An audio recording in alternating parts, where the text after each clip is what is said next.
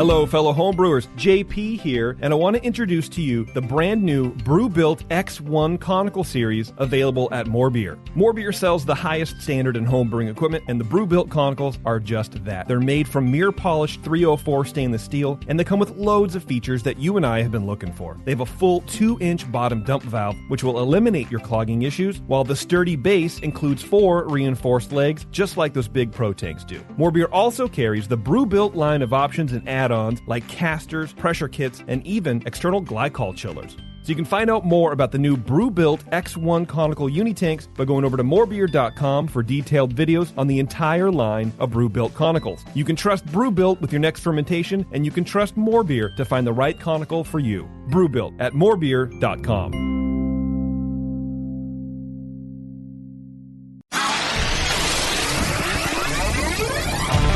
If you really want to be one of the best brewers there is, I stopped dressing all in plastic. You better be brewing 5 to 6 times a week. Every beer is made with love, and it begs to be appreciated. I need something to kill the salmonella I'm kind of worried about in the eggs. Do you find that that the hops kind of clash with the chicken embryo you put in there? I might sleep here tonight. It's a California king. There's plenty of room for both of us, Beavis. How many of the brewers over there have seen your ass? That's it. Someone's getting cut tonight. All I have to say is, hey, McDowell, how you doing?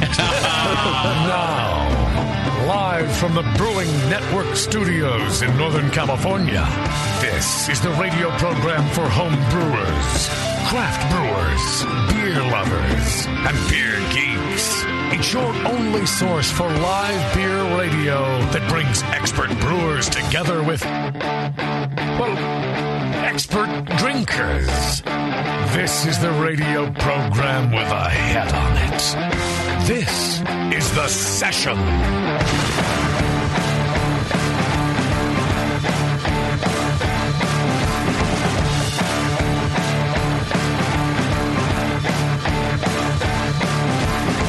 Good day, ladies and gentlemen. Welcome to The Session here on the Brewing Network. I'm your host tonight, Justin Crosley.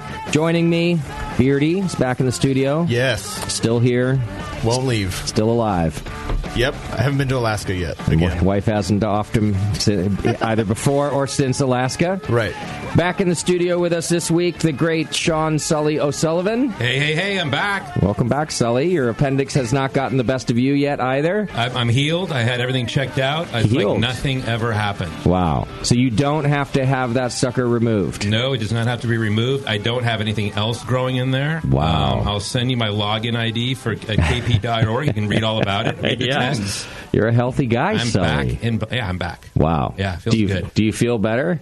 I was knocked down for probably 5 weeks. Do you feel like it was going on before you even knew about it? And okay, so it's not like you were all fatigued and now you have like a new lease on life. It's not like that. It was just during the thing. I walked off a plane from France on a Friday, and then I took a train here and got sick. You make the connection. Yeah. I was just talking with Jamil about this because, Tasty's sick, Jamil's sick. I've had some issues, and you know what we came up with? We linked it all back to Pacheco. We were all there. We all spent a lot of hours in that garage in the probably tainted ground of Pacheco, a refinery nearby, underneath power lines. Yes. Yeah, probably, some sort of Superfund site nearby. Yes, and we were kind of really talking about this, and I was like, because he's thinking that like a class action suit is probably in your future against the Brewing Network for being, Beardy, perfectly healthy, never set foot in the Pacheco. And look at that, I think not perfect. Right. At least in this area. Right. Yeah, so somebody actually told me that maybe it was from all the lead in Paris from the fire, because I was staying right near Notre Dame. Oh, yeah. And I walked around that thing all the time, and apparently there's a lot of lead in the air, and so that's an interesting concept. I heard about that too, actually, or I read about that. Well, not in the air, but even going back in there to rebuild is there's a bunch of lead. It's around. In the soil, it's in the water, it's everywhere apparently. Lead's real heavy. How does it stay in the air for that long? It's dust. It's lead dust. Yeah. Okay. Long enough to get in. I have no idea what into Sully's lungs. Yeah, that'd be interesting. Into his appendix. To know. Well, I'm glad you're okay now. I'm back. We've got a great show planned for you today. The Long Beach Beer Lab from Long Beach, California is in studio with us, and I'm excited about this one. It's going to be some interesting stuff to talk about. I've already got their beer in my glass. A lot of mixed fermentation that they do, but not just beer that they make there. They also ferment and make bread. Did they bring any of that? I don't know, but it was going to be one of my first questions, and an angry one if the answer is no. Right. Because I was looking on their website, and it looks so tasty. Yeah, pastries. They have pastries and what? Yeah, like a whole bunch of stuff going on there. And they apparently put the bread in beer and the beer in bread, so we get to learn about all this stuff from Long Beach Beer Lab today, which I'm excited about. Today's program is brought to you today, of course, from More Beer, our good friends over at morebeer.com. You can check them out. And while you're there, if you're looking for a new malt to set your pale ales and IPAs apart from the rest, Extra Pale is a modern 2-row base malt designed for very light-colored beers. It's germinated like a pale malt to have a high degree of modification for easy brewhouse conversion, but then it's uniquely kilned like a Pilsner malt to have a very light color. The result is a malt that's easily and quickly converts like a true pale ale malt, but is slightly light or lighter than most Pilsner malts. So check it out over at morebeer.com. It's their Extra Pale. So I had an interesting weekend. Last night, I went and saw, for the first time ever, the Rolling Stones. Oh, hey, Whoa. Look at you. I saw the Rolling Stones with my dad. My dad has been a Rolling Stones fan since he was a kid, and I never was. So he had offered to me numerous times to take me to different Stones tours, and when I was a kid, I was like, no, I don't want that. I don't need that in my life. You're getting soft in your old age? Well, I always regretted it, actually, as I realized, as my musical tastes matured. You were listening to Depeche Mode. Yeah, exactly. yeah. As my musical taste matured, I was like, man, I really should have taken him up on some of the shows. And then as I got older, and every time they toured, I was too broke to go, which I really am now too. Jesus, are those tickets crazy expensive? Oh yeah, they're ridiculous. I was at like the highest point you could be, and the tickets were like $200. Wow! So they are still raking in some dough. These old fucks. But great show. I hate the new. Can I just say that I hate the new Levi's Stadium? You don't like that? Well, it's terrible. Once you get inside, I love it. It's a very nice stadium. Getting to and from it is ridiculously difficult for one of the newest stadiums ever that they built out in the middle of nowhere. Yeah. Presumably so that you could get to the damn thing. Well, they did put it in the middle of Silicon Valley, which is already built. Yeah, but out like in the cuts of Silicon, not like we're not talking any downtown area here. For example, try to get a bite to eat around Levi's Park. I saw U2 whenever they were back last year, and same thing. I was wandering around aimlessly, like in some sort of like office park, like looking for food. Yeah. Okay, but whatever. So I was a little annoyed getting in there. Yeah. Great show. Now, okay, these guys are old now, right? I mean, everybody knows. I mean, duh.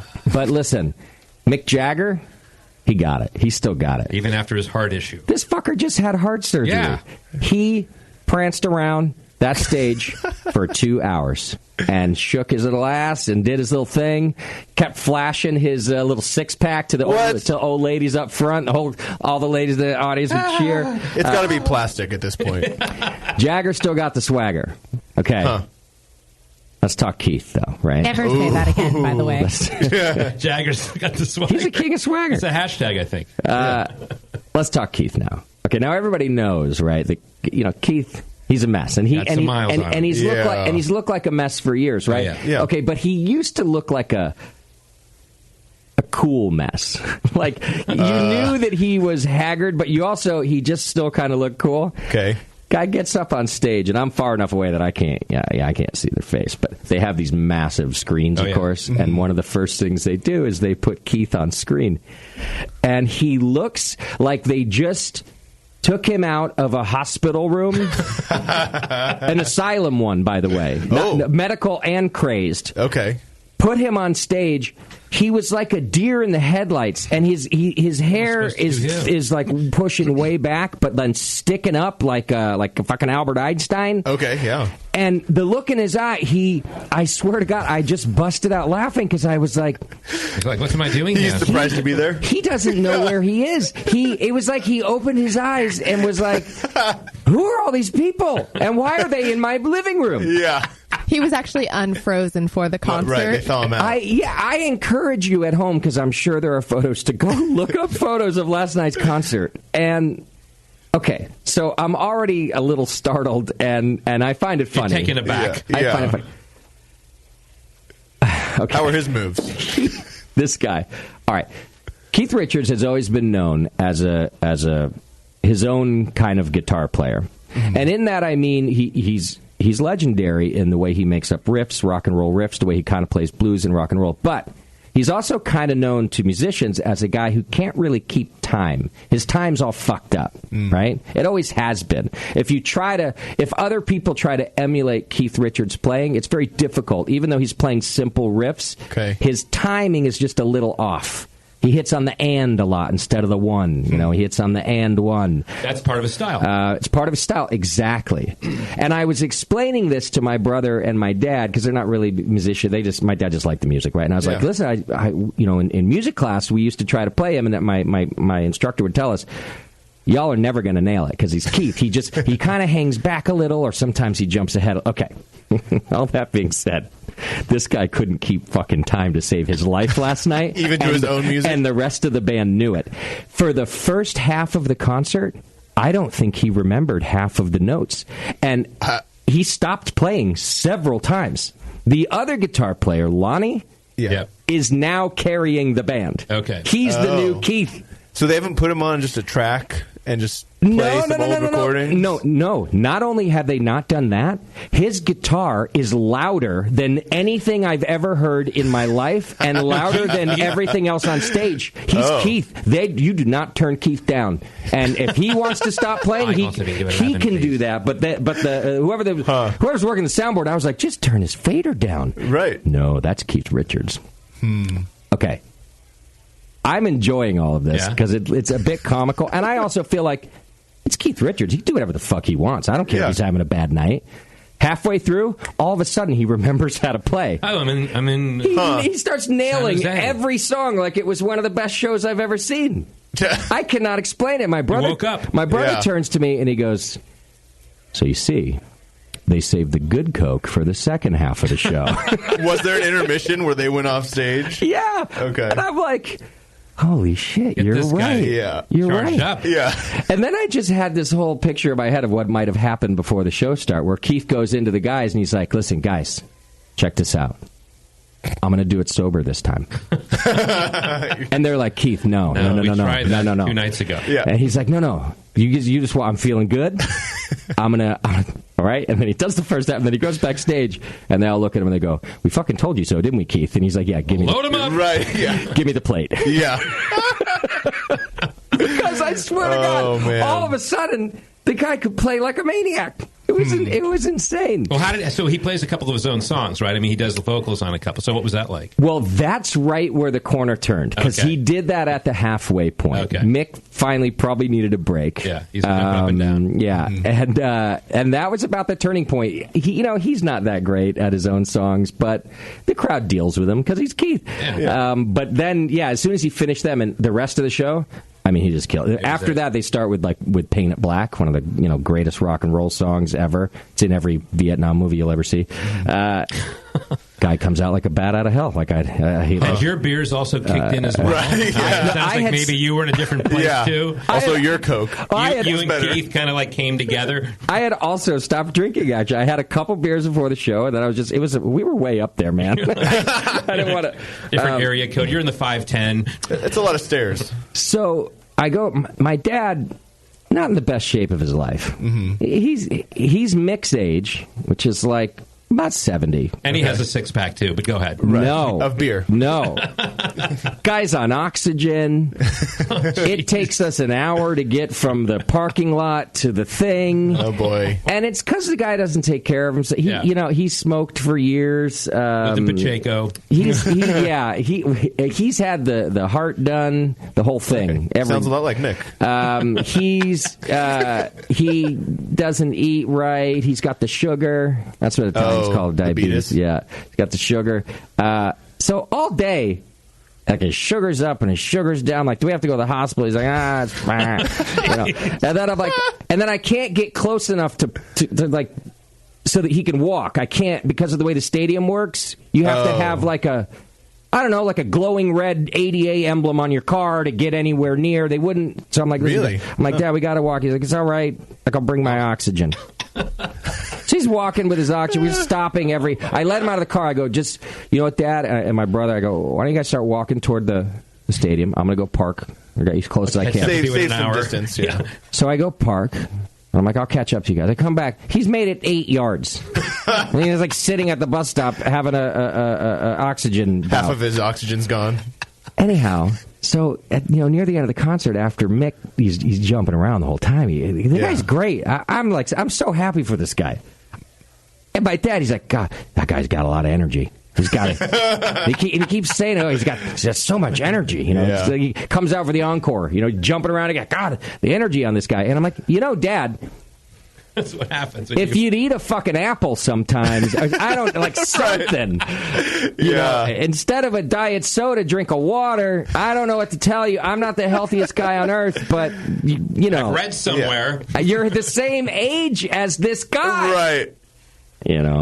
And my dad, he won't. Well, it's different. Okay. You telling me that he didn't smoke? You telling me that Mick didn't do all the drugs and all the cigarettes and all the everything his whole life? Yeah. But then at some point he decided to take care of himself. Or he had somebody to take care of him for himself. Yeah. I mean, and he also, can afford a lot more. Right. Sure. He does a lot of cardio. Mm-hmm. That's true. Yeah. So anyhow, I did have this moment though. My least favorite Rolling Stones song is Satisfaction. Right? It's like everybody's favorite. You hate that song. I mean, I don't need to hear it again. That's all. Well, you're going to hear it. By the you way, can't get any. That's why. By the way, I'm sure everybody listening, and you can imagine the makeup of the crowd, right? They look like me. They're all 70. Actually, they're probably older than me. Yeah. I was like, I'm the young guy there. You're the only one without an oxygen tank. You're running up and down, getting people beers. You're checking on people. Do you need a napkin, ma'am? Yeah, right. I will say my dad was not the only oxygen tank. There definitely should have been no smoking anywhere in that stadium. There's a whole separate section where you can loan a oxygen tank. Highly flammable. But they play Satisfaction. Of course, everybody goes nuts, and it's nice to watch people like reminisce. But I'm watching the band on stage, and they're truly enjoying themselves during this moment. And I can tell they're also kind of laughing. And I can't read their mind, but what I would like to think is that they were kind of looking at each other going, we wrote this bullshit song when we're 18 years old. Mm-hmm. And look at us. We're the drummer's like 78 years old. We were at a sold out stadium in California. This place is going nuts. Us idiots wrote this song when we're 18, and look at us like we're still doing this. That's not what they were doing. In a good way. I felt like a happy moment for them. They were counting how many people were there going 200. Exactly. That is what they were doing. Like, oh my God. They each get like $2 million each. Oh my gosh. I actually think that concert grossed like $30 million. It was like $1,100 to get down anywhere near the floor. I don't even talk about the front. Yeah. A row below me was double the price at like $400, or a level, a terrace. Yeah, I think that. Yeah. So yes, they are looking. They're doing very well. That's why they're laughing. Right. But they were having such a great time up there that I did. And also, how do you put up with each other? How do you put up with Keith and his goddamn? I can't keep time after 50 years. Separate tour bus. But they look damn happy. Do they need the money? They can't. I don't think they need the money. No. Yeah. Right. Maybe. I mean, they have ex-wives and extra families and separate islands. Actually, the opening band was so bad that I was like, this has to be like Mick's third wife's distant nephew. Part of the He's agreement. Like pulling in a favor right now for this awful opening band. Who opens for the Rolling Stones anymore? True. I didn't even think they'd have one. And then these band, I can't remember what they're called. I saw the Stones in 1982 in L.A. at the Coliseum real quick. And the opener was Prince. Oh, my gosh. And then would love that. George Thorogood was the mid, and then they played.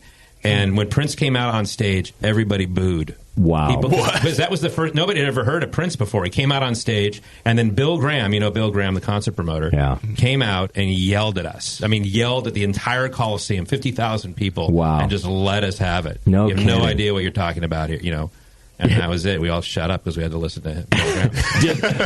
Did Prince then play the guitar like a bat out of hell? Yeah, I mean, I didn't really know who he was, so I really wasn't paying attention. I saw this guy on stage and another guy playing keyboards with, a doctor's outfit on. Yeah. And, so you didn't know what you were seeing. Right. You were just so naive. I was, 4 at the time, too. Turns into be you wish. Turns out to be a legend. That's a great show, though. Yeah, it was a good show. And the Stones put on a good show, right? They did. It was. I mean, and he moved around just like he probably did when you saw him. They have not let up. Yeah. I mean, in my dad's defense, the guy does have a lot of energy, but I just the irony of the two, because we had been talking about how they're the same age before, and I'm like, okay, well. So was the last show you saw with your dad, last concert that you saw with your dad in Connecticut when we saw Bruce Springsteen together? It was, and we talked about that. We happened to be at the same show with Sully, and Sully had better seats than us, and at some point, Sully's calling me on the show. He's like, just come down here. There's open seats. Oh. Because me and my dad are always cheap. We're always up in the whatever. Mm-hmm. And yes, we talked about that. It was a great night for both of us. Yep. My dad really enjoyed it. We got pretty close and got to see the Boss. He's seen the Boss since. He has? He's a big fan.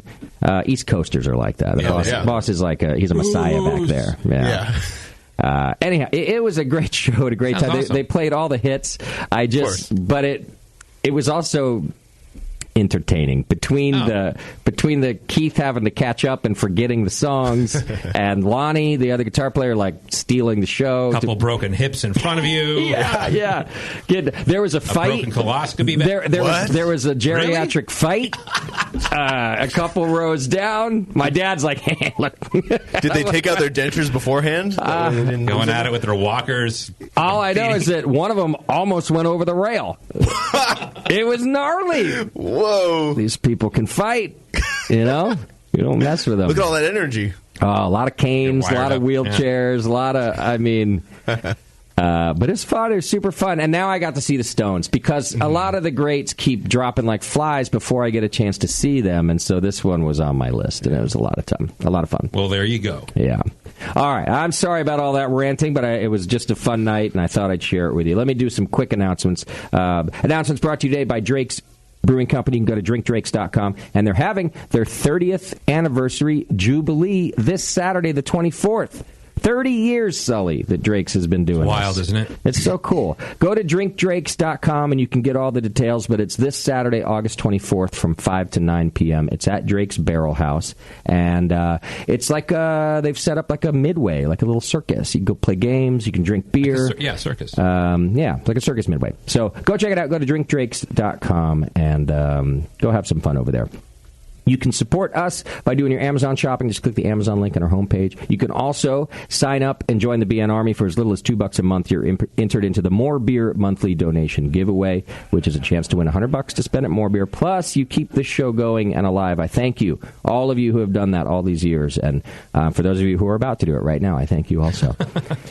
Don't forget, we have a lot of shows here on the Brewing Network. We've got Heads and Tails. We've got Hop and Brew School. We've got the Sour Hour. We've got Dr. Homebrew, all kinds of stuff. So, if the session isn't your bag, go check out some of our other shows. All right. Sign up to get info about us and fun stuff and whatever else happens over on Twitter, Facebook, and whatever, Faceagram. I don't know what to fucking call it anymore. Faceagram, I like that. Grindr. Faceagram. Aren't they owned by the same people? Yeah, so that's what it's called. Yeah, Faceagram. Faceagram. All right, send your feedback. It's going to be trending by tomorrow. You heard it here, folks. Yeah, old guy in the BN says it's Faceagram. Yeah, I like that. I'm with it. Yeah. Send your feedback over to feedback@thebrewingnetwork.com. You can also send your show ideas there. We love to hear from you, so we know what to do. All right, JP is out sick again. That's right. So don't worry, not another one with like a crazy his other thyroid illness. Yeah, he's just out sick, I think. Okay. Speaking of Pacheco, just don't want everybody to think. Yeah, he was there too. Yeah, that's true. He had spent a lot of time there. Maybe checked on Daniela lately. Man, I got to check on all these people. She has better health care in Germany. And where's Doc? We haven't seen him in years. I mean, that's a mystery. It'll all come out in the class action suit. You'll see. So, Beardy, then, do we have a Twitter game? Yes, we do, Justin. Well, check this out. Our Twitter game is brought to you today by the 21st Amendment. Oh, boy. Yes, and their new year-round beer, which is Spark Ale. It's a sparkling rosé ale, and it is one of the 2NA's new favorites, and mine as well. It's essentially a hybrid between a cider and a beer, and they brew it with apple cider juice and grain-based sugar, then back-sweeten it with peach, cranberry, and cherry juice. Is it a cider, Beardy? No. It is not a cider, that's right, but it sure tastes like one. It's the perfect beer for summer, or any time, really. And it's also gluten-reduced with less than 10 parts per million of gluten for those who are looking for a good ale alternative to those big malty beers. Only 5.5 ABV, 0 IBUs. Go check out Spark Ale at your local retailer. Have you gotten to try Spark Ale, Sully? I've had it once or twice. Yeah. We have a new flavor coming out. Actually, we tried it this weekend. Oh. It's a tropical version. It's pineapple and coconut. Ooh, nice. And lower ABV. Will they all be like variations of the title, like Spark Ale, something else? I don't know what we're going to do yet. Okay. I mean, I don't even know if I'm supposed to talk about it right now. Oh, okay. we had our August Fest this last weekend, which is our annual celebration, summer celebration. And we did a test batch of it, and it was a huge hit. So look for that sometime next year, folks. Love it. Okay. I want to keep this bit going, this spot going. So. Yeah, me too. Okay. You're fine. Okay, Beardy, what's our Twitter game? Well, I hate to already ruin the mystery, but I actually know where JP is. Oh. Okay. He's actually not been sick. He's just been quite embarrassed that he's actually out of Twitter game ideas. Ah. And so he can't stand to show his face around here. Right, while you have to pick up the slack. Exactly. Yeah. And so I'm trying to help him out to get him back here next week. Okay. I think we need to help him and come up with some what JP's next Twitter game is going to be. So let me get this straight. He outsourced a Twitter game to you, and you just outsourced it to the listeners. This is how delegation works in a company, Justin. Well done. You're a man after my own heart right now, Beardy. I like I'm doing no work. You're doing the work. So yes. Tonight's Twitter game is what's our next Twitter game? What is JP's next Twitter game? Yeah, not just JP's next Twitter game. Did you have a busy day, or what happened, man? I thought this would be funny. He was into the wild. He was on a bus. That's right. Yeah. Shit, okay. Very well, then. That's our Twitter game for today, brought to you by the 21st Amendment. You're welcome. I feel like we owe Sully some money back. Think I want to get a refund on that? Really weak. All right, let's do some feedback. Feedback's brought to you today by the Beer Law Center. Go to beerlawcenter.com and check it out. John Semenkowitz is a great attorney at law, and he takes care of my trademark. He can do the same for you. Or he could take care of your brewery filings or anything in the beer law world. Go check him out at beerlawcenter.com and tell him that we sent you. And buy him a beer. He's a good guy. He's fun to have a beer with, too. So, Sully, did you listen to last week's show, just out of curiosity? I might have. I got to just catch you up quickly, because most of the feedback is about feedback that happened last week. Okay. Which essentially was somebody... Who was on the show? 8 Bridges Brewing Company. And didn't that also happen in last show's feedback also? Yes, yeah. The best feedbacks happen that way. This is getting meta. This is getting real meta here. Essentially, somebody... What happened, Justin? Somebody, the podcast provider that we are now using, who inserts ads into our shows, accidentally put a Miller... ad into. So I got an email from a guy who said, "I can't believe it. I've been listening to you for years. You've just lost a listener. Wow. I will not support these people. I can't believe you're supporting." La, la, la, la. And anyway, it was an accident, and I had explained that that it was an accident. I actually opted out of I had to opt out of all alcohol-related ads. So not only did I, because it's all one category, not only do I not want those ads running, but I've left all the other money on the table, too, because obviously our biggest demographic is people who drink alcohol. Yeah, that's the people you're trying to get. There's no wine, there's no liquor, there's no nothing, because it's all part of the same thing, and I didn't want an ad to accidentally slip through like it did. And anyhow, I explained that on the air and went on a bit of a rant. Of course. Now's a response mostly to that person who wrote the initial email. Sounds like something a Michael would write. Some of them are long. Austin writes in, okay, BN, 3 things. So it starts, so I know it's fucking long. Are these bullet points? 3 pages. This one starts about Duke Cannon, actually. He says 3 things. Number 1, soap. This is going back a number Be careful. Helpful in a shower. This is going back a number of shows to the Rip Brewing episode when Justin went on an unscripted rant about Duke Cannon. I wanted to write in and say that this was the best endorsement for a product that I have ever heard on this show in my 10 years of listening. I was there. Yeah, you were there. You wouldn't shut up about it. Yeah. I heard the advertisements for Duke Cannon, but didn't think much of it besides that you got a new sponsor. But after hearing that Duke Cannon line of products not only made Justin shower more and smell better, but also made him quit smoking, begin going to the gym, and contemplate having a child and a cat. What? I knew it all happened. You were away. Wow. I knew that I had to try this big-ass bar of magic myself. So I was a little leery of spending $10 on a bar of soap, so I bought 4. Unfortunately, I've only gotten the chance to use 1 bar so far. After 2 months, I'm only halfway through the first bar. But they smell great. So I told you, it's like a big-ass brick of soap. That's the title of the thing. Is this guy only showering once a week? No, it's a big-ass... Trust me, mine's still going, too. But I do only shower once a week, to be fair. He said, well worth the money in longevity alone. And although I already have a child, a cat, and I work out, and I never smoked, and I bathe regularly, I can't say they've had the same profound life-changing effect that they had on Justin, but I can say that I smell better, and now a Duke Cannon customer. And it would not have happened without your off-the-script endorsement. Blah, blah, blah. So there you go. Potential sponsors out there, what we say works. Listen to that. Yeah. Okay. That's now, point 1. Number 2. Right. Yeah. Number 2. I'm going to take a break. You need a break? No, Michelob. Oh, here we go. He says, this pertains to the feedback last week, of course, about the guy who quit listening to the show because he heard the Michelob ad. Screw that guy. I get how the same ad may have been... Yeah.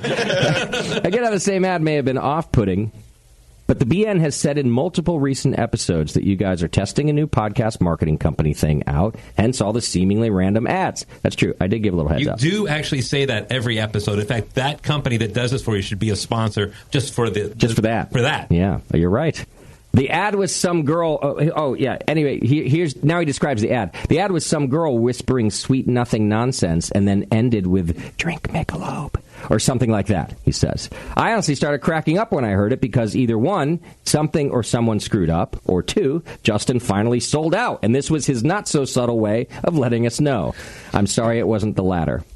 That would be funny if I never did a press release, if we never talked about it, if just all of a sudden all the ads were from AB. Michelob Ultra supporting the Brewing Network. But we just pretended like nothing was happening. And then the feedback comes in, we're like, I don't know what you're talking about. Yeah, craft beer people. We'll put a stop to that. Hang on, I got to go park my Rolls Royce. Anyway, that's all he had to say about that. Well, if I got bought out. Really? A Rolls Royce? I don't know. I'm old now. I went to the fucking Rolling Stones last night. There were a lot of old Rolls Royces there. Right. Yeah, and Buicks. All right, number 3, JP. JP, you're doing a fine, dare I say great job as host. If you find you're at the end of your rope, tie a knot and hold on, buddy. Aww. Is it weird that he gets the most compliments when he's not around? Yeah. He's doing a great job by not being on the air. Right. And creating great Twitter games as well. Yeah. Anyway, he says, keep up the good work, blah, blah, blah. Okay. Here's another one. This one's from Phil in Calgary, Canada. Also about last week's show. I love a good Justin rant. The way it builds to an articulate rage crescendo, is one of the best parts of the session. Maybe next to when Justin and JP start to riff off of one another, giving us just a glimpse of what could have been if the unicorn and rainbow weren't taken out behind the shed. And then he he trails off. Oh, yeah. Anyway, for fuck's sake, he says, where do some people get off criticizing a business owner in the media industry for selling ad space? I hear the listener, Matt, note that he's listed all the shows over the years and how he is essentially going to boycott the BN going forward. The odd thing is, he must have forgotten to mention that his own business must sponsor a show or two, or that even he personally donates to help offset the cost of an entirely free network of programming. So in other words, he didn't mention that he pays anything. Right. Precious idealistic Matt, he says. For the BN to intentionally forfeit ads from the principle of the industry that the business showcases is so admirable and weighted in integrity that some would call it foolish. I fucking agree with that. Right. Yeah. Most would. Get off your high horse and publish a podcast or write a book or even a blog that showcases the dubious business practices of the large players in the beer industry. Your first installment could focus on one of the first broad-reaching voices that has shed light on the, quote, bad guys. One comes to mind, the Brewing Network, he says. To everyone at the BN, past and present, thanks for the stellar programming, and don't let one crybaby alter what's been a decade and a half of growth. Even if that means we listeners have to hear the occasional ad that doesn't belong in our bubble. Cheers from Phil in Canada. He brings up a good point, though. Yeah. Which one? What if we could get lunch meat back and it was completely sponsored by Michelob? By a big company. Yeah. I think the lunch meat listeners don't have any hairs up their ass about anything, so it's fine. That would be fine. Skipping. And Matt would never have heard it. By the way, I just want to say, in Matt's defense, when I wrote back to him the explanation, and I think I said this last week too, he did say, you know what, I'm so glad to hear that, and I'm sorry, I guess I shouldn't have jumped the gun. I'm a little sensitive to these things because I care about craft beer, shit like that. So, and, whatever. People it's don't good know. Radio. Keep writing, Matt. Yeah, exactly. I just don't want Matt to feel like, shit, I thought I said sorry, and now I'm like, everyone's, shitting all over Matt. Yeah. Matt, you're a good guy. Let's see. Here's one more on the same topic from John in New York. Hey, Justin, I just listened to the feedback. He said in that feedback that Northern Brewer ads continued on the BN after they got bought. And John says, my memory is that the Northern Brewer ads ended before the news broke of the buyout. But they are still in older episodes. Maybe that's what he meant. But who's going to go back and strip them all out? That would require effort. And they're pretty funny. Also, thanks for the Tasty updates. Glad to hear he's hanging in there. I saw Tasty at our event on Saturday. Did you? Yeah. How's he look? He looks great. Yeah. Good. We have a beer called Tasty, and he was there. He came and tried it. It was great, right out of the fermenter as well. So awesome. Yeah, he came to our anniversary party looking pretty good, too. So it's good to see him. Glad to see he's out and about. John, I don't remember. I think you're right that Northern Brewer dropped us before the AB InBev buyout. And I don't think it had much to do with the buyout. I'm pretty sure that the then owner of Northern Brewer, who had essentially bought the place to turn it into something that could sell. Oh, okay. He didn't like me very much at all. Oh, really? Yeah, because he's kind of one of those big shot guys, and You're kind of a big shot guy. Well, I'm kind of like, whenever you're around me, it's the Justin show. Yeah. And the first time he met me was to partner with our anniversary party. Right. Where it's the fucking extra Justin show. Yeah. So we had done this whole HomebrewCon thing together that week, and we did the party, and he perceived that I screwed something up. I don't think I screwed it up. Was not a very... He just didn't like me. And about a month after HomebrewCon, I think we sent their renewal contract, and they just said, we are canceling this. And that was that. Oh. So, and then I think after the anniversary party. I think a month after that, they sold to AB InBev. Really? That soon after the anniversary party was there? It was pretty quick. A couple months, yeah. Wow. I don't think it was that long. Okay. Like 90 days? Maybe. They were putting on a big dog and pony show, too. Like, he invited me, and he's like, we're inviting homebrew luminaries to this dinner. Ooh. And, he wanted, I don't know what, he wanted us all to he wanted to show AB, I think. Jamil will be there. Hey, this homebrew thing's a big deal. We work with all the big shots in homebrew. Okay. Fuck ever. Dog and pony show. But I think he got annoyed with that, too, because I went to this dinner with this chef, this cool chef in Philadelphia, and chef had his own logo on his apron. He was walking around talking to people, and he saw my Hawker, and he really liked it. And I was like, oh, cool, you want me? He's like, yeah. And I took it, and I stuck it right over his logo on the thing. It was a joke. The other guy from Northern Brewer, he comes up, he's like, oh, that is so tacky. Like, he just stuck it right over his logo. And I was like, well, he didn't care. It's a joke. It's a funny... Anyway, don't work with me if you're fucking uptight about things. Yeah. This is why Sully and I can get along so well. Do we get along, though? No. Yes. This is function to you? And why Nico hates me. Yeah. Okay. He did talk about that earlier. Sully is a consummate professional. Okay? He is not a person who takes his brand lightly or his business lightly. However, he understands that not everything is life or death. It's still just beer. Yep. Yeah. So we can have a little fun with it. We can joke around about it without ruining anybody's brand or idea of how you do business or anything else. You know, it's like Sam Calagione's famous quote, 99% asshole free. So you're going to find those 1%. They are out there. Yeah. So don't work with me if you're uptight. I'll tell you that right now. We do need the money, though. I can tone it down. Because I'm not uptight. Right, For enough money, I can tone it down. I can totally tone it down. Let's talk about that. And become uptight. Drink Michelob. Anyhow, I did go back. I had to go back and look and see all of the... And I think that Michelob ad ran like 3 times. I had to call them about that again. Oh. And a couple other... There was like a winery in there. And I wish I could do the other alcohol, but I can't. It's all one thing. You can't check that box. No. I keep asking them, and they keep saying, you'll be the first to know when we separate beer from everything else. I'm like, well, you really should. Yeah. It's important. When are you sending the invoice for damages? Oh, to who? Matt or them? To them. Your time having to deal with Matt? I know, yeah. Is it lucrative? They don't care. We talk about this all the time. The new revenue system? Not yet. Okay. No, not. In fact, it costs money to switch over and to use their service, so I think I just finally caught up with the startup costs. Okay. And now we'll see. It's mostly, to be honest with you, it's mostly to run ads in the back catalog. Yep. So that we fill our current ones with our current sponsors, and then those sort of fall away after a period of time goes on, and then they can sell into our back catalog. Because we serve like 2 million downloads a year. Oh, wow. It's a lot. And this product that they... You mean there's 200 million people listening right now? Well, I'm not sure about that. But change my diaper. It's a big difference between like current listeners and like who's downloading the whole catalog. We have 15 years of shows, right? 14? Yeah. Oh, I know. So in this company actually is really innovative in that they've figured out a way to monetize a back catalog, and no one had ever done that before. So it's exciting stuff, and it's supposed to be in the anyway. Whatever, I got it. But it's not very lucrative yet. But I think it's going to supplement some income. 2021, you'll see it. It's not going to pay for the Rolls Royce. I'll tell you that. Good thing you already have it. Mm-hmm. It might fix my Volkswagen after a few months. We'll see. I don't know. All right. That's it for this segment. Fuck it. That's it for the whole show. We're out of here. Yay! That was a great segment. No Ian Titus? Only missed Ian Titus. No Titus emails this week.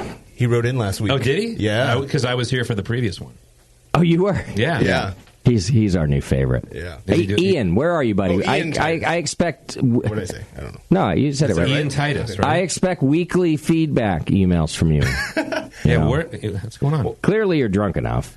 Right. So... You're coming up with weird beer cocktails.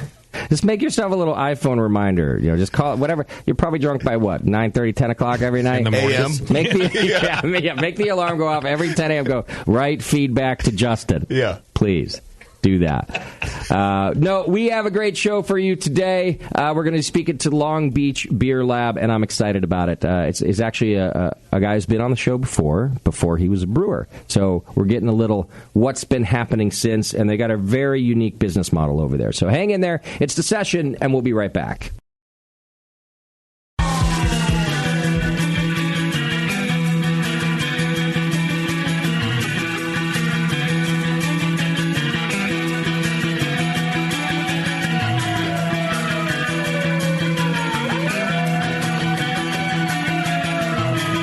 Tuned into this session because life's too short to listen to crappy radio.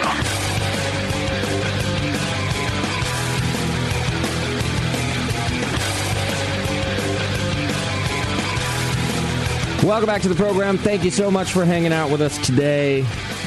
Told you we got a good show for you, and I meant it. Joining us in the studio right now from Long Beach Beer Lab out of Long Beach, California, Harmony and Levi Freed. Welcome. Hi. Wait, did I not turn you on?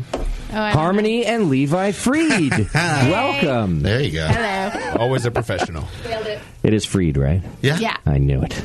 Good job. Wasn't that difficult, this one. Now, I'm a bozo most of the time, and people come up to me all the time at festivals and stuff, and I'm like, I'm Justin. They're like, yeah, I know, we did your show like a month ago. And so I'm reading through the show notes for this week, and I read about Levi and Harmony, and I'm like, well, this sounds familiar. And I go to the website, and I'm reading your about page. I'm like, this really sounds familiar. I'm pretty sure I know these guys. And sure enough, I do. You've been on the show before you were a brewer. Mm-hmm. He was a brewer. Okay, home brewer? We had a small brewery in Israel. That's right. Okay. Because I knew you were in Israel, and I knew that was part of the connection, that we had a mutual friend, and that's how you sort of ended up here. And I wanted to know about what the beer scene was in Israel. Yep. I had forgotten, though, that you actually had a brewery there, too. Yeah. Okay. Just a little nano. A not very successful one. That's why we moved. Is that what happened? So, because now you've moved back to Long Beach. Yeah, we've been there now for a little 3 years. 3 years. Yeah. Okay. All right. So, and how long was the brewery open in Israel? I think we were brewing for like 3-4 years. Okay. Yeah. And was that your full-time gig there? No, I was an intern, medical intern. Okay. Oh, wow. What were you doing there, Harmony? I was a lifeguard. You were a lifeguard. Okay.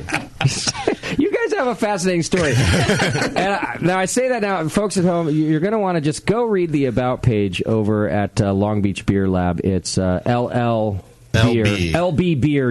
lbbeer.com, and you can go check out their story there. And it's just a little blurb. I'm not saying you got to read a novel there, but you'll find out in very brief time that Harmony is a classically trained pastry chef. Yes. And baker, is that an accurate term? Okay. A pastry chef and baker. My main experience is from the Ritz-Carlton in Atlanta, Georgia. The Ritz-Carlton, Sully. Wow.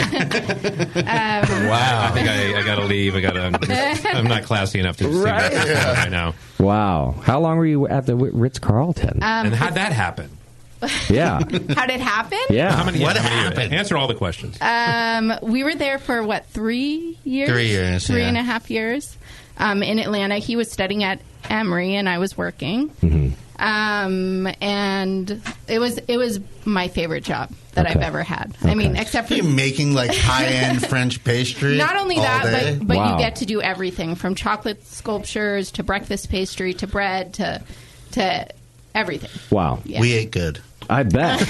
But how did you get into that? I mean, that's just that they just say, here, just go make a chocolate sculpture. No, I went to culinary school in New York. CIA? No, it was called the French Culinary Institute, and now it's called something else. The CIA is in Virginia, Justin. I think there is. There's one in New York, too. Yeah, I think there is one in New York. That's CIA. Yeah. I see. Sorry, I didn't get it. He's got to take JP's role. And I like that. You're doing a great job. Yeah. It's the microphone. Oh, thank you. So you did go to school. Yeah. And you had a bunch of gigs, and then you go to the Ritz-Carlton. Yeah. And you're there for a while, but then you also worked abroad. Yes, I worked in Italy. We lived in Italy for a summer, and I got a job at a bed and breakfast. I basically went in there and I asked them if we could stay there if I worked there. Oh, nice! And wait, you quite literally just walked in there one day, and that was your offer? We were at a 10-day reggae festival in the Italian Alps with our kids. Wait, slow down. I need a map here to figure this thing out. And, with their kids. Yes. They were Kid-friendly. 3 and 4 at the time. Now they're 13 and 15, and they're actually working in the brewery right now. Yeah. They're probably also the coolest kids on earth. They would say yes. Okay. They think we are so uncool. Okay. Beer is work for them. Yeah. Okay. All right. Lay in the keg. That's great. They like wine. Okay. Well, They're that's into all wine. right. That's not terrible. No. So you're at this reggae festival, and then Yes. what? And then we go to Venice, and we needed to stay somewhere. So I walked into this bed and breakfast, and I asked if we could stay there if I worked in their kitchen. They asked me to make them something, so I did. Wow. And then they said, yeah, you could stay here. That is the coolest story. Also very irresponsible. You didn't have a place to stay before? With No, children? we were camping. We had a tent. We lived in a tent. But your plan was to move there, right? No. We were moving to Israel, and we had, the summer. 2 months to kind of just figure it out. Okay. Yeah. And So there was a figured it out. timeline that you presented to these people. There was. It We're like, indefinite. either our bank account runs out or the summer ends, and Okay. then we'll go to Israel. So you get then free room and board? Free room and board. Okay. Meals because she's cooking. And we put the kids in camp. There was a camp around the block, and you were just hanging out. I was going to add, what the hell is Levi doing? I went to Beach Alive. It was really nice. I bet. Oh. Everybody in Venice is a hippie. Yeah. Were you like? He was do you living speak my best Italian? life. Yeah. Do you speak Italian? I mean, is it? I mean, do you have? What kind of passport do you have? I mean, yeah. This is all very ad hoc. Yeah, at the time I did not speak Italian, but I've tried to learn Italian since then. We're going back. Yeah, we would really.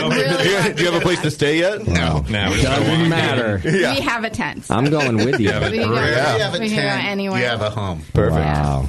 Where did you guys meet? We met on the beach in Netanya in Israel.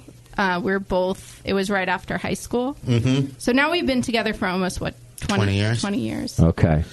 But we're both from California, Southern California. So you were there on the pilgrimage? Yeah, pretty much. I mean, that's not the right word, right? No, But- it was like a sabbatical seminary. Kind Okay, of thing. A lot of Jewish That's what I'm kids getting at. go to school after high school. like trying to relate. Okay. So Oh, that's close. My partners are Jewish. I know about these things. I just can't describe them. Sabbatical Yeah. we're both in school and we met each other. Yeah. Okay. You have to go around the world to meet somebody from home. And That's you how I've and you figured said it out. you were both originally from Long Beach? No. I'm from Long Beach, and Okay. she's from Sherman Oaks. Sherman Oaks. Okay, so both from Southern California, Yeah. though, and then meet on the other side of the world, hit it off. Yeah. You lived in Israel for, You don't seem for so how long? confident. Yeah. Harvey's like, jury's still out. Yeah, right. Every day is a new day. Right. How long did y'all live there? 8 years we lived. We lived there. 8-9 years, something like that. We went there. We started brewing in Atlanta when we were in Home Atlanta. brewing, Home yeah. brewing. Okay. And the idea was we weren't going to be able to get good IPAs out in Israel, so we were going to make our own. Right. That's, you know what, a lot of people, not for that specific, but a lot of people start homebrewing for something similar. That's what Ken Grossman did at Sierra Nevada. Couldn't get that kind of beer here and started brewing it. And then, just started brewing and realized. Right, and then we just really couldn't pay our bills there doing what we were doing. Okay. In the hospital, he was getting probably $8 an hour or something. Mhm. I was getting paid maybe 4 times that as a lifeguard, but I didn't have. I worked 3 hours a day. I didn't work a lot. So we brewed. We brewed So- and we sold beer. Yeah. Okay. And you're allowed to homebrew and sell beer there? I'm sure we covered this in the Well, last show. But we had a business license. Okay. We opened up our garage every Friday, and we would sell out a beer, and then we'd make more and sell more, and Okay. that's how we were paying our rent. Okay. Now, I And just we want- talked about that last time. Yeah. We did. That's coming why, back to that's me. why I'm moving fast over that, because I know we can go Right. back to that. But I do want to say, all joking aside, that Levi is no slouch himself. Levi has a PhD and a medical degree. Yeah. Whatever. What does that mean? A medical degree. I'm a doctor. You're a doctor. Oh, that kind of PhD. You're a straight up doctor. An MD. You're an MD. And a PhD. Yeah, because I collect degrees. Wow. Apparently so. Did you practice doctoring? I did my internship, half a year of residency, and then an opportunity to open up this brewery in Long Beach kind of created itself, and we jumped on that. Do you hate your parents?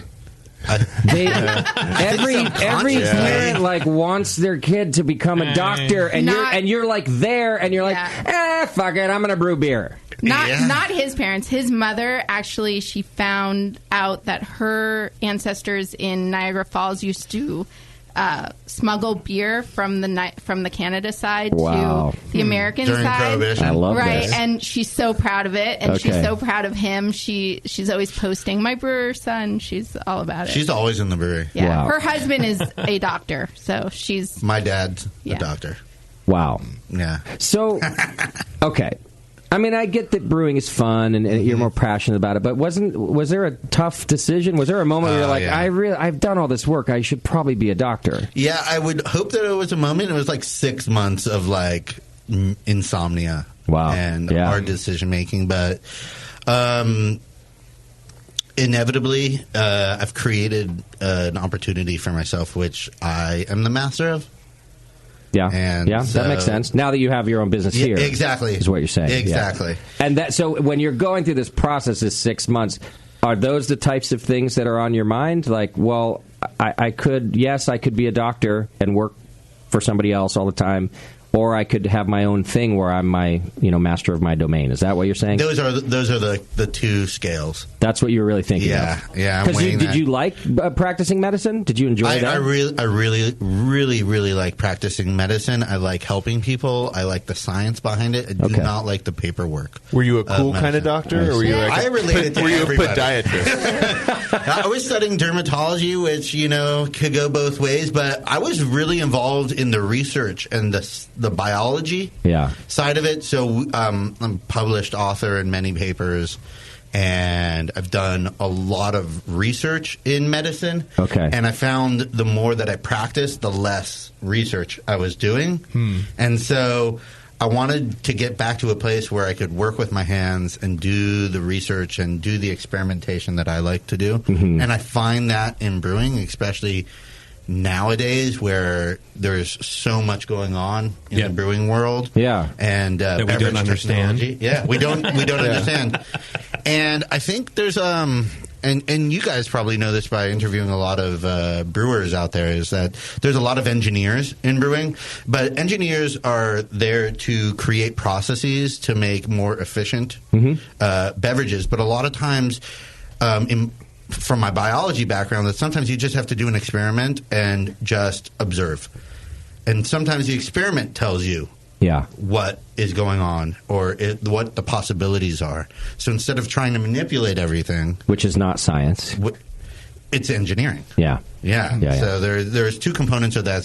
So what we like to do, because we're a 10-barrel brewery, is we'll test anything that's out there. Yeah, new yeast strains like the ones that we have in our glass, to brewing with sourdough. We do. And you sell everything. You sell your mistakes. Yep. So we try not to. If it doesn't taste good, experiments. That's the litmus test, right? Like if it tastes good, we could sell it. If it doesn't, we opened Harmony has a distiller's license. I just got my distilling license. So Wow. any mistakes go in the Beardy just perked up. I like distilling. Well, Long Beach passed a law. It's a zoning law that you can have a brewery, a bakery, and a distillery all in the same spot. So from the beginning, we wanted to get all three. Yeah. Businesses. I mean, why not? The two of you collect degrees and skills and Let's get all professions. three of these Collect professions business under one licenses roof. now. Yeah, we're running a blood drive tomorrow. I just learned phlebotomy. You guys are amazing right now. Okay, we're going to talk about all that you do, but I'm not done with this line of questioning yet. So now I know where Levi, his head was at and how he made this decision. But you were around too. So this decision to continue with medicine or to open a brewery was yours as well, right? You guys were a team? It was never the point that he wanted to leave medicine. That I just wanted him to be happy with what he was doing every day.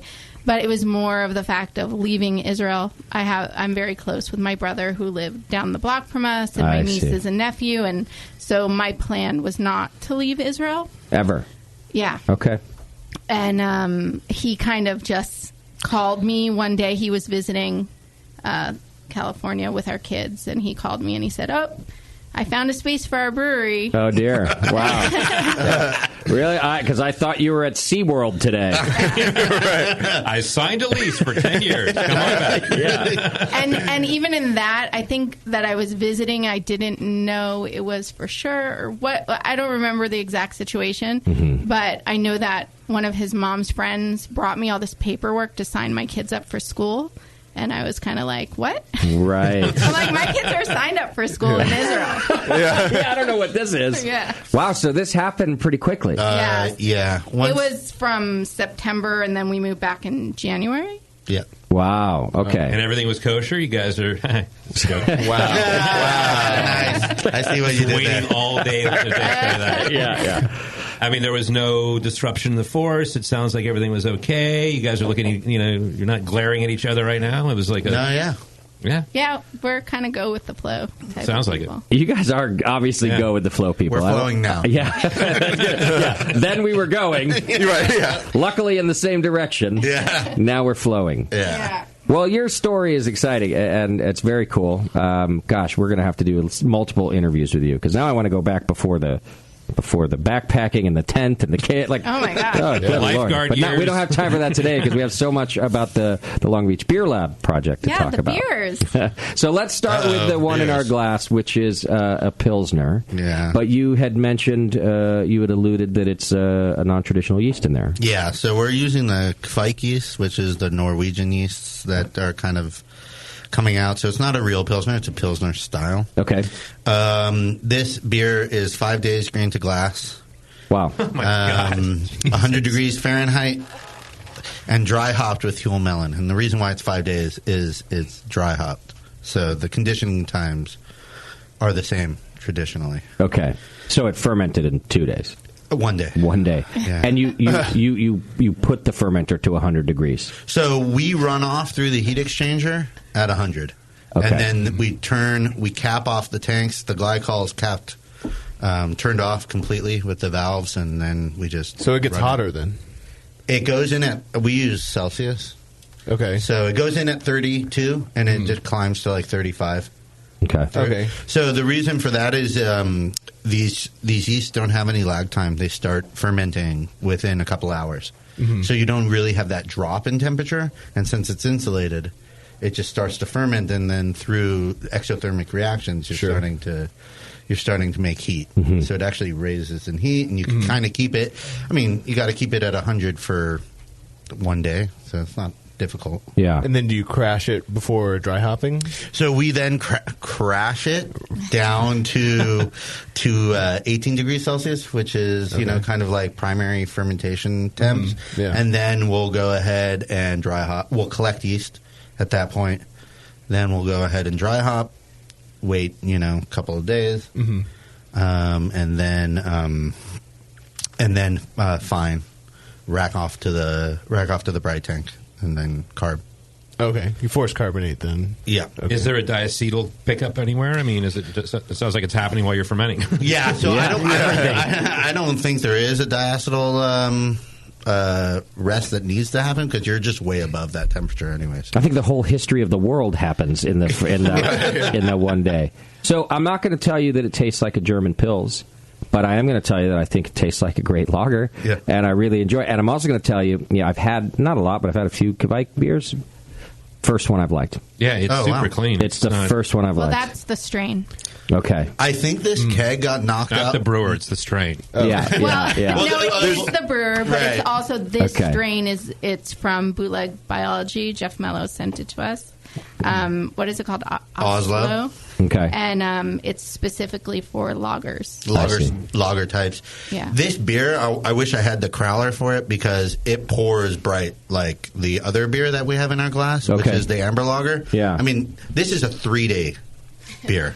Wow. Jesus, what the hell is going on here? I haven't tasted this one. This is not dry hop. That's why it's not longer. But I could probably push this out in 2 days. This is an Amber style lager. So let me ask you this. Yeah, like a Vienna. In your mind, when you're planning this first beer, this Pilsner, what about it makes it a Pilsner? For me, I look at beer styles as flavors. And so I look, and to me, what I like in Pilsners is like a crackery wheat kind of character to it, clean, crisp. Yeast kind of gets out of the way and lets the malt speak. And then you have some bittering that could help sharpen it up. Yeah. That to me is Pilsner. Soft water, crackery, kind of clean malt character. Yeah. And then a little, like a present bitterness. Okay. It has these things. Yeah.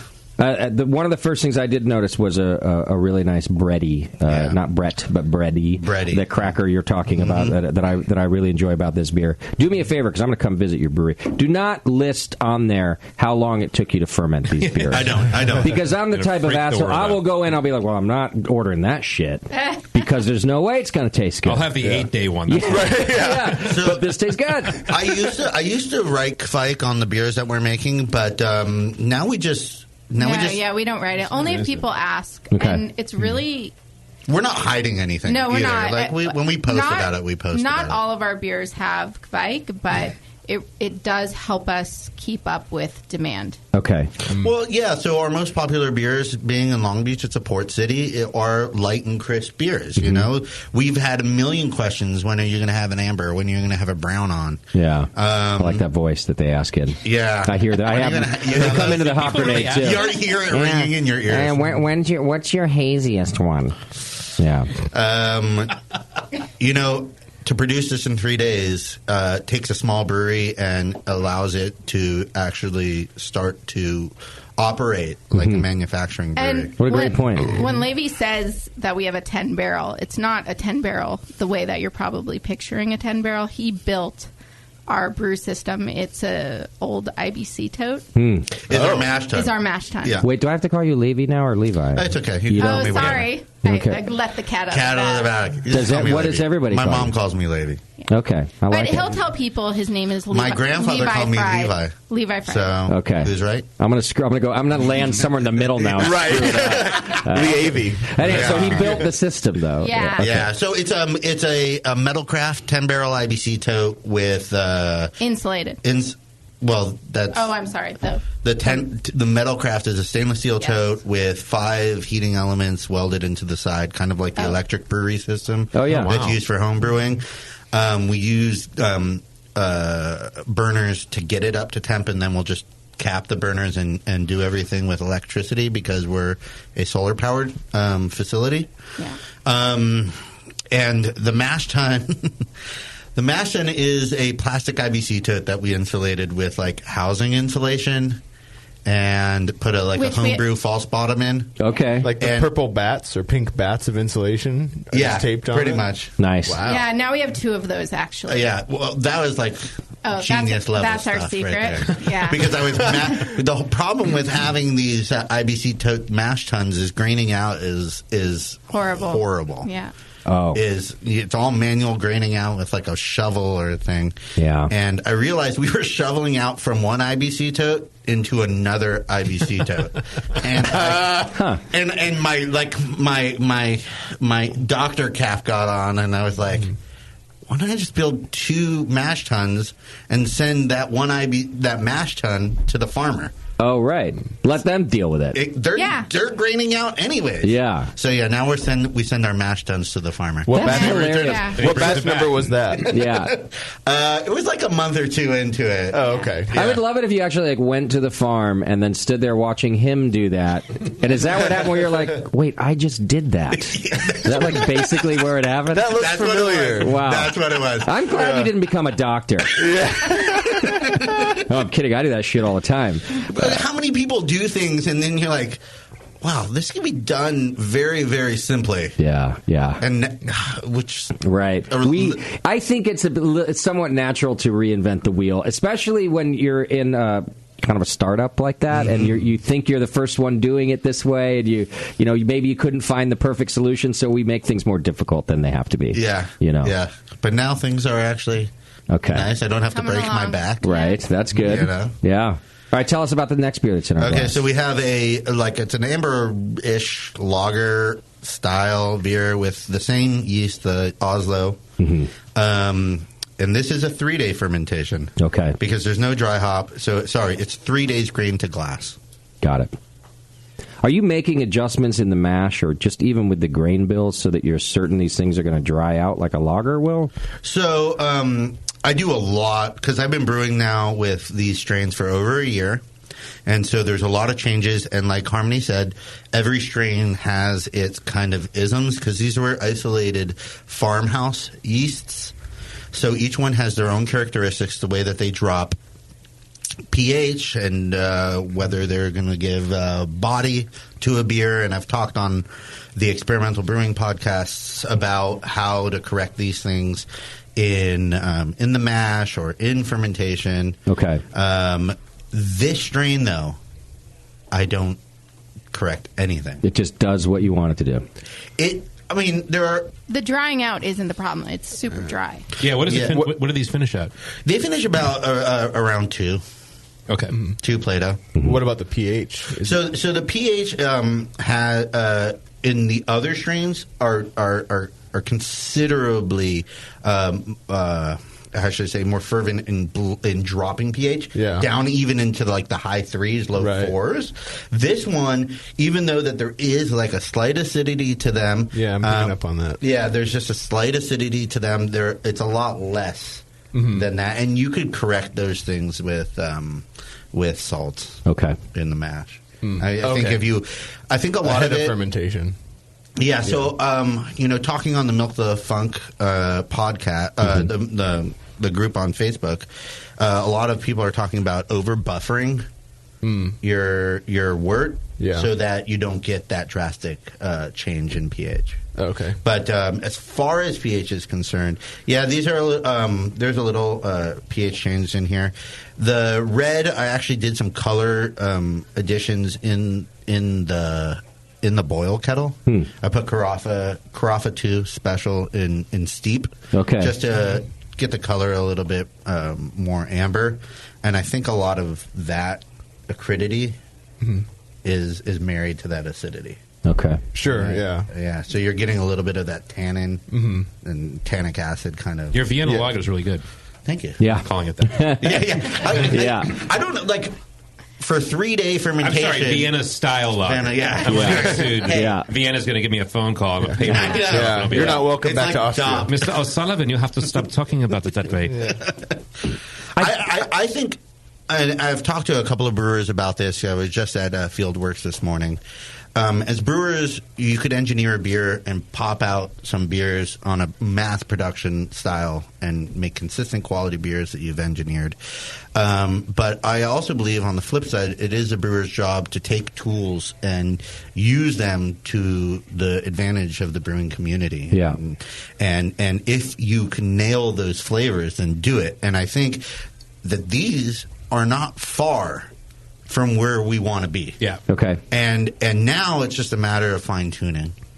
So I have to play devil's advocate just a little bit, and I love both of these beers, but they're not a lager by definition, right? So are you? And it's okay, whatever this answer is. By the way, are you using the terms lager or pilsner or something as a sales tool? Because as you mentioned, like the people in Long Beach kind of want a light, easy drinking beer. So if you had instead said, "Well, this is a red ale and this is a blonde ale," even though I already understand that the characteristics are similar to a lager, that I'm with you on and I get. But just by definition, they weren't lagered. It wasn't a lager yeast. It was. So, do you see what I'm saying? Are you using the terms sort of interchangeably as a marketing? I think people buy what they know. Yeah. So there is marketing there, but this is they sequenced this strain. It's Saccharomyces bayonis, which is more like lager Pasteurinius strain than it is a Saccharomyces cerevisiae strain. So it is more lager-like in genetics than it is than an ale. Okay. I think the beer styles themselves, because I had a brown ale today and an amber ale, and they have a lot more ester profiles to them. I think you're right about that. I think this is more malt-driven. So even style and flavor would be considered more lager than ale. So in other words, you could almost, I'm going to use the word deceiving, and I hope you don't, you'd almost be deceiving just as much by saying it's an ale as you might be by saying it's a lager. That's how Is that fair to say? If you can, this could totally fit in the cream ale description, because cream ale, according to the BJCP, at least before the most recent version, kind of rode that line between an ale and a lager, and some people even said that cream ales can be lagered. I see. They just don't taste like an American lager, or they don't fit in all the other descriptions. Well, that's what happened. The Irish Red's the same way. Yeah, right. Yeah, okay. I mean, we have a beer called El Sully, and it's a Mexican lager. We use a Mexican lager strain, and it's won like medals in the American cream ale category. So it's like, if you look at the description, it does talk about you can use a lager or an ale yeast. So, but I mean, where are we going to put that beer? Right. I always have to explain that it's not an ale; it's actually a lager, but it's in the mixed yeast category. So, yeah, I mean, and it's so specific, that you really, but I think you have to key. You have to key your consumer in on what's the expectation? So you taste your beer and say, well, that's what it is. And that's genuinely what I was asking. I'm not using marketing as a negative connotation. Right. I actually genuinely saying well, if I say that it's an ale, but I really feel and design and it tastes more like a lager, I should call it a lager. Yeah. That's kind of what I was getting at too. I think that, like what Sully was saying.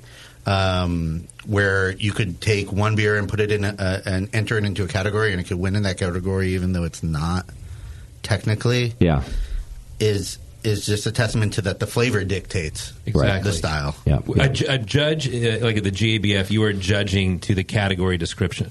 So you have no idea how that beer was made, how to arrive at. You have no idea if it was a Kveik yeast or a lager yeast, or if you're using special drops or something like that. Right. I mean, it's just it's what's in the glass. Yeah. Well, Kveik beer won gold in Berliner Weiss at the past GABF. Wow. Yeah. So and the brewing world got upset. So we'll see a lot more of it. What is it about? And by the way, we have to talk about baking and bread, too. But we got to do a little more. And how there's not any bread here. Harmony, did you brought bread, right? Well, we came up on Sunday, so it would have been 3-day old bread. Oh, that would have been unacceptable. You're in Concord, it doesn't matter. I know. Right, yeah. This isn't all bread in Concord is 3-day old. Yeah. At least, yeah. I love Concord, by the way. So we did bring a bunch of bread to Field. We did a collab with Fieldwork this morning, and we brought them a bunch of bread, and I was very weren't happy with upset that Levy brought it, because she was like looking at all these guys enjoying this bread, and she was like, they have no idea what they're doing. Right. So and by the way, I would also eat three-day old bread because I am in Concord, but refrigerator. But I do understand the difference only because I have friends that understand the difference. So whenever I visit my friends in Paris, you don't buy bread in the morning. You don't buy bread at all. It has to be fresh bread, and then it's like sometimes there'll be some left on the table when I'm staying with them, and I'll eat it the next day. And they're like, "What the fuck are you doing? We're on our way to the Boulange right now." It's down. I was like, "I don't know. It's fine." They're like, "That is not fine. That's disgusting." Do they knock it out of your hand? Yeah, right. Yeah. It's poison. What are you doing? Yeah. We did a collaboration with our friends at Angel City, and we brought freezer bread that was 8 months old. Had been in the freezer for 8 months. Yeah. And all these guys were cutting up the bread to put into the mash, and they were eating this 8-month-old freezer bread. I think she had a conniption. I had brought actually fresh bread that I had baked that day for them, and I'm like, why are you eating that bread? They're like, this is delicious. Brewers are cavemen. Right. They are. Yeah. Go caveman on it. Just kind of rip this crust apart. Also, let's face it, in America, anything above Wonder Bread tastes artisan. So we're like, this is fantastic. Yeah. Okay, we're going to get more into that in a second, but I don't want to move too far away from the yeast before we have to take a break. You had mentioned something to me, I think, before the show that this is the yeast that was supposed to turn the brewing world upside down, or was that Sully? And somebody said it, and it's been said. Is that just about being able to turn beers fast? Is that what a statement like that means? I don't want people to think that fast beer is bad beer. Okay. I don't believe that. Okay. I believe, like I was talking about before, I think it's our job as brewers to to fine-tune brewing. It's a brewing science, right? So it's moving. We're moving forward. And we need to take these tools that we have and utilize them to our benefits.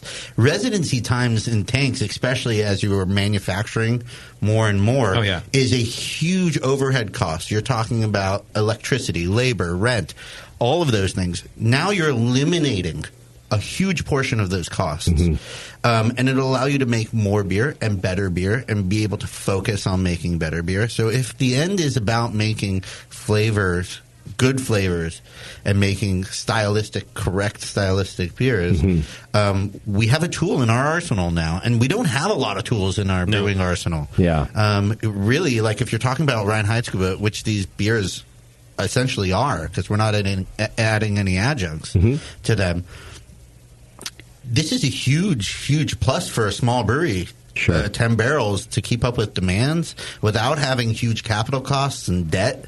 We don't need to buy another tank because by the time I'm brewing again, this tank's empty. Right.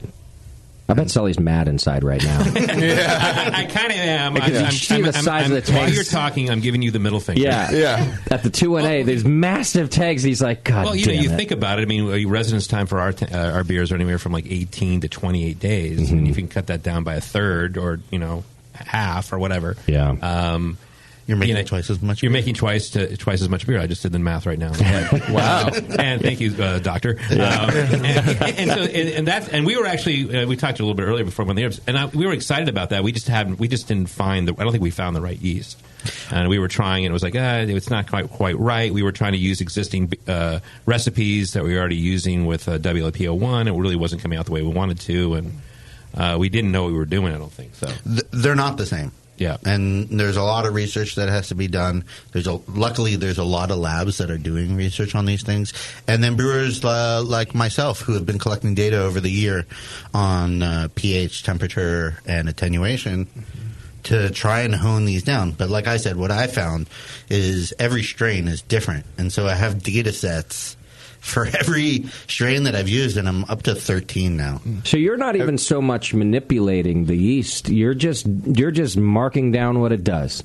You're just collecting information. I'm that's the biologist. I'm not the engineer. I'm not trying to manipulate yet, although I've done some manipulations on the hot side. Okay. To kind of accommodate the yeast. Okay.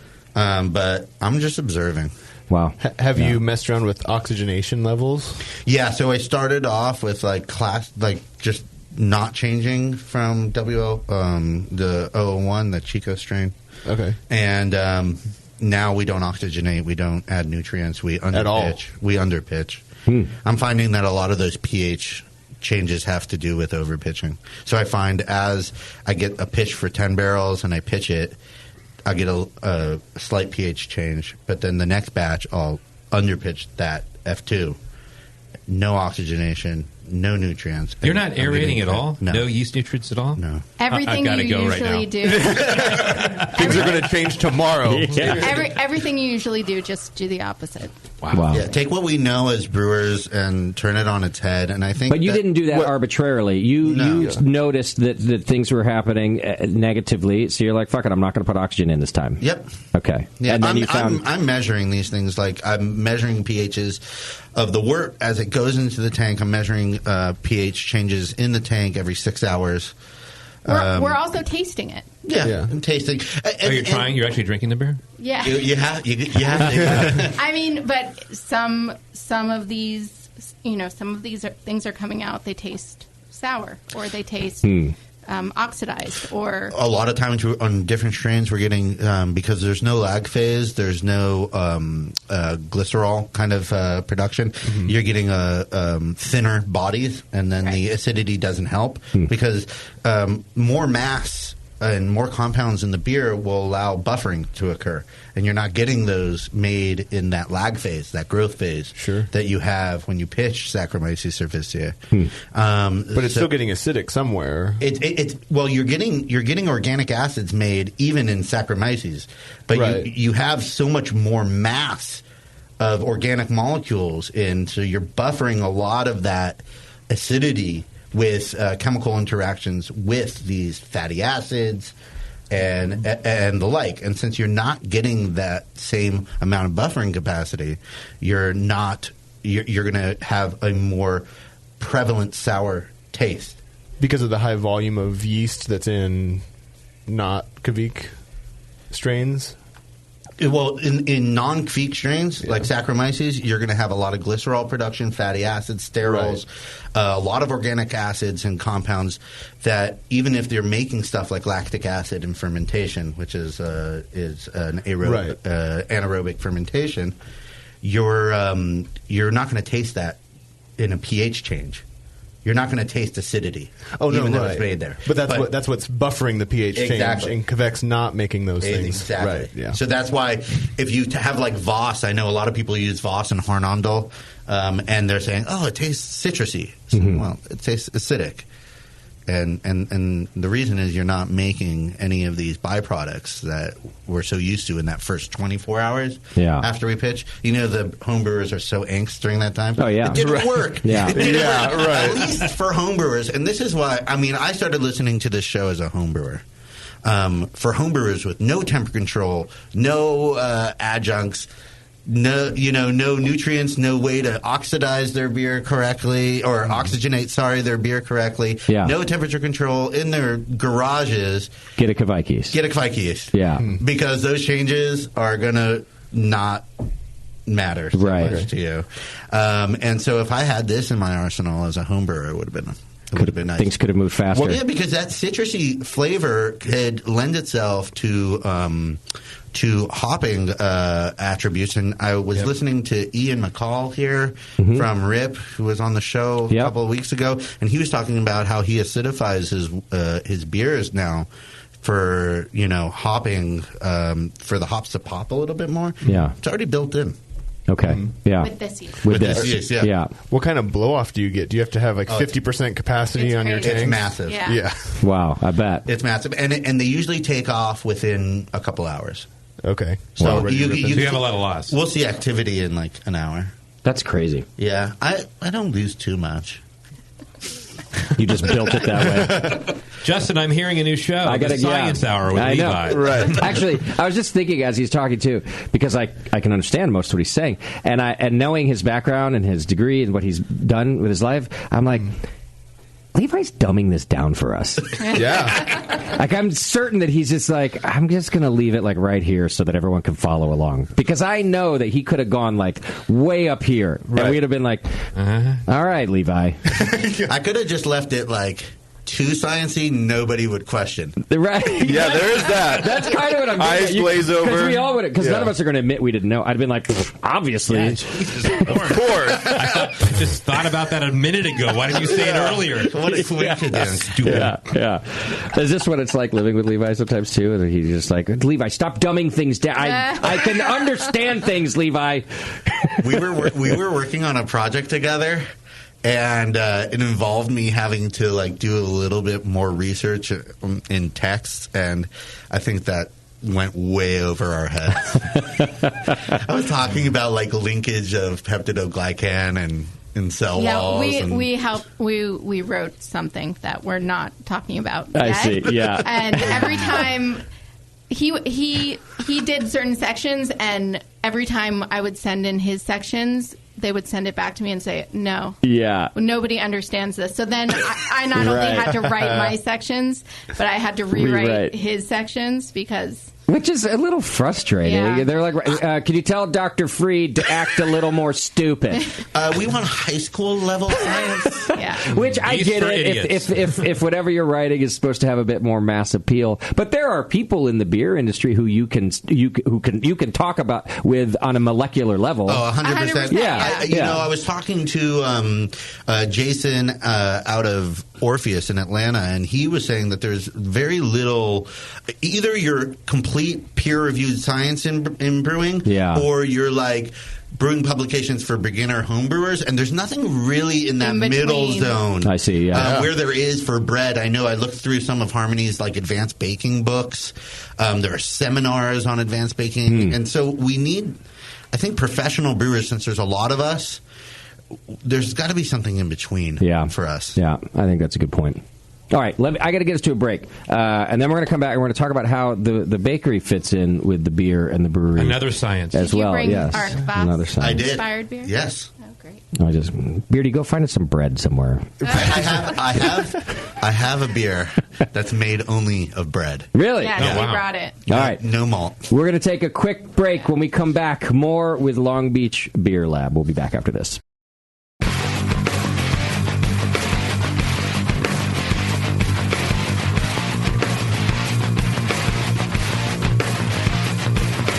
Hey, this is Brendan from Central Coast Brewing. You're listening to The Session on the Brewing Network. All right, we are still hanging out with Harmony and Levi Fried from Long Beach Beer Lab, out of Long Beach, California, of course, where I will be at the end of September. And also, we should plug the first ever Southern California Beer Summit is in Long Beach. Yep, first year. First year that's down there, right? Yeah, first year out of Sacramento. What a great location to do that. When is it? September, 12th, 13th, 14th? 12th, 13th, 14th, with the summit on the 14th. That being the beer festival, which in my experience is like the biggest beer festival outside of GABF. Yep. I've noticed, right? Yeah, it is. Just because California has so many breweries, and they're all, if you're part of the CCBA, they all attend. Beardy's been to it. Yeah, the Capitol Mall is a great place for a beer festival, so you guys better bring it. You got to bring it, yeah. We're doing it on the Grand Prix runway, so I think the Speedway they call. Yeah. Because you need on the beach. What is that? I don't know what nice. that is. It's a big racetrack. Don't worry about it. Perfect. It's on the beach. Can we race afterwards? Yeah. If you could walk. I'm going to try to make it down. Are you going to the... Yeah, I'm going. I'll be there. We're doing some events. Sully always. You're doing some events? Yeah, I'm going to be there. It doesn't matter the event. You don't even finish What are you talking about? Sully, are you? Yeah.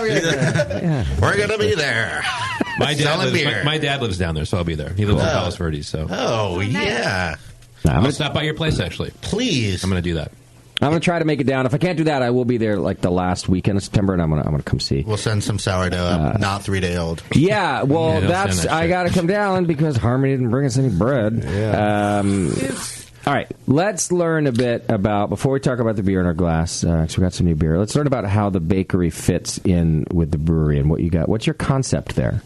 So we share cultures with the brewery and the bakery. We also share grains, not spent grain. I think that's a common misconception. Everybody always says, and use spent grain in your bread. We don't use spent grain in our bread. Okay. It's like a knee-jerk reaction. Yeah, I mean, spent grain is spent... So yeah. It's in the name. Yeah. Huh. We've all tasted spent grain bread. Yeah. Let's be real. We have. I'm sorry if I ever told you your spent grain bread was good. I was lying. And you're not sorry. Yeah. We have these amazing mushroom farmers that grow all of the mushrooms we use in the kitchen in our spent grain. Wow. They grow these amazing wild mushrooms, and it used to take them, I think, 3 or 4 months to grow them, and now it takes them 1 month. Wow. With our spent grain. And then our other spent grain goes to feed chickens and goats. And okay. So you share fresh grain that comes in exactly. for the brewery. So okay. I will take a malt bill from one of his beers, and I will grind it up, and it's probably like 2% of my recipe. And it adds some nice sugars for the yeast to eat, as well as some of my bread actually has beer in it. Okay. And then we do like this beer right here, which is a Kvass style beer, which is 100% sourdough bread. Spent bread. Yeah. Beer. So anytime think about that. Anytime we have leftover bread in the tap room that doesn't sell, we have a nice walk-in freezer, so we put it in the freezer. When we have about 300 pounds of bread, we can mash in on the bread, and then we pitch sourdough starter, and this is the beer you get. Hang on. Is this the one where you have to chew? Like No. And then spit it in the mash tun? No. Also, never tell me that. It's fine, I just want to make alcohol. I have to. Very, Only 2%. very little. Very little. We also do. We have one that we added rye malt to bump up the alcohol because nobody really takes it seriously unless it's over 3%. Yeah. Let's just say we're the only people making 100% sourdough ale. So hang on, we got to back it just for a second because I'm a little slow. You brain exploded. You lost me at. You have all this bread in the freezer. No, don't be sorry. This is my fault. You have all this bread in the freezer. That's what the doctor says. You have all this bread in the freezer. You get a certain amount of it, and then you mash this. I don't understand this part. So we put it in our IBC tote. Okay. Without any grains. It's no just grains. You mash it up, you break it up, you run it through a mill. We quarter it. Yeah, we quarter it. Okay. Yeah. And then Expose the endosperm of the bread. right, the endosperm of the bread. What Lovabond is the bread? Yeah. So we have 12 like consistent styles of bread that we put out. I try to use 13. But you can't use the challah in the. Yeah, so we try and make it eggs in vegan, it, so we don't use the one So with eggs. 13's unlucky. I'd stick with 12 if I were you. Okay, there you go. Really? There I you don't go. believe in that. Or 14. Okay, fine. I'll make a new bread. Thank you. New bread. Okay. So it's about 400 pounds. We quarter it. We throw it into a 10-barrel IBC tote. Mash it at about 180 degrees overnight. Okay. And then the next morning pitch in sourdough starter. About 12 quarts of sourdough starter. Hang on. So the 180 degrees overnight, you're getting fermentables out of this bread, which started as grain from the brewery anyway. Yeah. Has never been converted? Or it did convert a little bit when it fermented as bread? You do, because it's sourdough. The bacteria in the sourdough convert a lot of those dextrins into sugars, and that's how you get CO2 production in bread. Okay, I'm following. Okay. You're not having super simple sugars, so you're not getting those dextrose, maltose, and glucose sugars in the bread. Mm-hmm. But when we go ahead and mash it again, and then we throw the sourdough starter in there, those bacteria go back. So is the mash really more just to get the starches and whatever sugar that is there just into the water, so that way the bacteria can work on it? Exactly. It's not actually, there's no conversion happening. No. It's a steeping. Yeah. Right. That's why I go at 180. And this sourdough starter is your baby, right? You must have this sourdough starter that you use for all your sourdough bread. Yes. Okay. Super ripe. I harvested it off of skins of grapes from Levy's mom's backyard. Wow. And we actually did send it to a lab, and it came back that it was actually it was Saccharomyces in there, but the lab said there was no lactobacilli in there, that it was Brett Brux. Okay. Which there is, we talk about whether that was the culture I harvested or that we domesticated it to be Brett because it is in a brewery. Okay. So you just told me that composition. Yeah. What would the composition be of of world famous sourdough yeast from San Francisco? Probably bacteria, probably lactobacilli because to produce lactic acid. Okay. The San Francisco sourdough is a Lactobacillus San Franciscus or something like that. Yeah. And that's lacto. Okay. So they're very different acidity profiles between San Francisco sourdough and what we're doing. Okay. We also do a cold fermentation. Yeah. And that we just learned. I mean, everybody talks about cold fermentation overnight in the final rise, but a lot of even the building of our starter, it is we keep it in the refrigerator most of the time. Wow. Okay. And when temps do get too high, there is some problems with our starter. Interesting. So it's. Yeah, so lactobacillus will like to grow, and bacteria like to grow at an even higher temperature than yeast. Mm-hmm. And so we've kind of selectively coaxed out yeast cultures from our wild starter. Okay. With temperature, mainly? With temperature control. Because there's really no control. There's no sterility, right? The bakers are going in there with their hands. Good point. We did a whole experiment with different employees. We had a team building meeting where everybody mixed the same sourdough starter, the same flour, same water, same seed starter, and then we saw how much people's rose. And it was usually the people who were dealing with fermentation the most that had the most growth in their starter. Interesting. We had one person who was a cigarette smoker, and her starter did not rise at all. It just didn't rise at all. And then we microbiome. fired her. Yeah. That happens, So- by the way. Things don't rise when you smoke too long. Not much life survives when you smoke. Yeah. Wait. Did you also do like a control where like everybody has to shower at 8 a.m. this morning? No, but everybody washed their hands. Okay. People had clean hands, so it wasn't. Yeah. Microbiology, the microbiome of the skin. Yeah. Super interesting. I don't want to know about this, but it is fascinating. that was most of the research that I was doing as a derm resident. Oh, right. Okay. Skin microbiome and inflammatory diseases. Okay. So it's very important, the relationship that our own cells have with the bacteria that live on our body. How many billions of bacteria are on Justin right now? No. Don't answer that. What about the tray table when I fly? When it comes down to feet in front of me? What is that? Is that every doorknob from here to the bathroom. Okay, so you now we have this mash happening. It's got your sourdough starter in it. What happens next? That's not the fermentation of this beer. Yeah, it is. That's all the fermentation that happens in the beer that's in my glass. Yeah. That we do a maturing on spent fruit, Yeah. and then we dry hop during that period. Yeah, but we're not repitching any other. Yeah, it's from some of our bigger sours. Okay. So we did a oud brun with cherries, and then we took those cherries and we did a kvass with spent cherries. And this one we did milkshake goza. Yeah. With pineapple and mango, and this is the spent pineapple and mango. Okay. So And just the bread as the malt, and then just the sourdough starter as the yeast, and that's what's in my glass. It's just kind of like a refreshing soda. It's awesome. Yeah. Is what it is. It is. First of all, I would say that it's more like a refreshing juice without all the fructose and sweetness. Yeah. I do like to drink juice. I'm cutting back on the juice a little bit right now because You're not juicing? I'm not juicing. Because I want my body to burn other calories.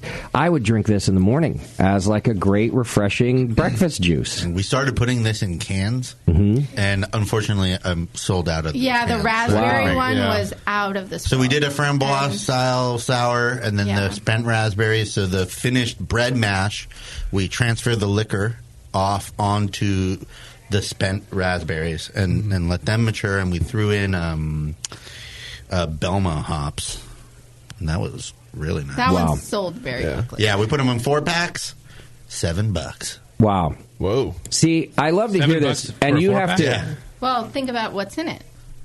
Well, low $7. Spent, spent bread, low ABV. Right. See, this is another place where, and you guys, I know you're already doing it, but just keep marketing the way you're doing, because people don't, as you mentioned, want to buy low alcohol beer. Right. We don't think we're getting our money's worth. Right. So don't market this as a beer as much. I mean, it's a beer. That's fine. Correct. But your marketing should focus on this refreshing part, the fruit, the bread. Like if it just focuses on all that, I'll spend $14 all day long. Actually, we sell it. The industry's that's kind of good. going. The consumer's actually demanding like low ABV, low carb, gluten free. I mean, you're starting to see more and more of that. I mean, I this is thought all definitely of those not things except for the low ABV. I thought No, that was people still want not low a thing. ABV now. Yeah. Okay, all right. The pendulum swinging. I like Yeah. this. So I It's think, so crazy. I It's think swinging fast. 3.5 is good. 2.8 is still low. I think getting right above 3, Yeah. 3.2, Yeah. that's the key spot for low ABV. Yeah. I love this beer. This is great. In cans, Yeah. awesome. The pineapple definitely comes through to me. And I wasn't sure because you mentioned Brett Brooks, and so I was thinking maybe you just got your Brett tuned just perfectly to where you get that pineapple character. But maybe it's working in concert. There is a tropical character to my sourdough starter. Yeah. I think these are also mosaic hops in this one. Okay. So you're going to get a little bit of the tropical fruit off of the mosaic. But like I said, I don't know many people doing 100% sourdough beer. Yeah. Well, and also, Sourdough ale. and maybe I'm not understanding the full makeup of your proprietary yeast here, but I thought that brewer's yeast and baker's yeast are very different. They don't really do the same things, and it's not easy to use together. Yes. But yours is more of a brewer's yeast than it is a baker's yeast? Yeah, I think we've domesticated it into a brewer's yeast from using dregs from our house culture, as well as just being in in the brewery In the itself. brewery. Where we share cold boxes where it's not very. I'll separate. bring beers when she's mixing the starter in the morning. I'll be bringing in beers constantly for her to taste. For me to taste in the So- middle of me scoring my bread and baking. I'd be like, try this one. I'm It's like- a hot oven. Oh, sorry, I spilled it on there. Yeah. Exactly. Well, and I asked because I've heard people talk about, and I've had beers brewed. We just threw a sourdough strain. It wasn't proprietary or anything. They bought a sourdough strain, Right. And they were like, "Yeah, not good. It didn't ferment well. It didn't taste 'cause very good." That's bacteria. Yeah. Okay. I think Yeah. a lot of it has to do with the vitality of her starter because it's being used every day. And when Constantly. I get it for this application, it's at peak. It's rare to go. Well, it's like taking high Croyson. Yeah, exactly. Okay. This stuff is ready to rock It's and roll. kind of past what I would use in the bread because Right. when he'll come and say, I need to pitch for the kvass tomorrow, so we'll make 2 batches, and after 12 hours, we'll use for the bread, and his will sit there for 24. Okay. Yeah. Well, Now, I'm is not going to get crazy biology with you guys. Well, let me not? ask Go this. for it. Do a little bit. The other A little side of bit this: more beer. if your yeast works so well in beer, is your sourdough a little less sour than I might expect? Yeah. Okay. Especially because I'm using it on the young side. Mhm. I have a couple. Some of my breads are more sour than others, depending on. We did one with Purple Prairie barley and ube yams, and because of all of the sugars in the barley and the yams, the bread actually ended up to be really sour. But my regular country loaf is not overly sour. Okay. Yeah, we get plenty of people who say, not your sour sourdough enough." is not even sour, bro. Oh, yeah.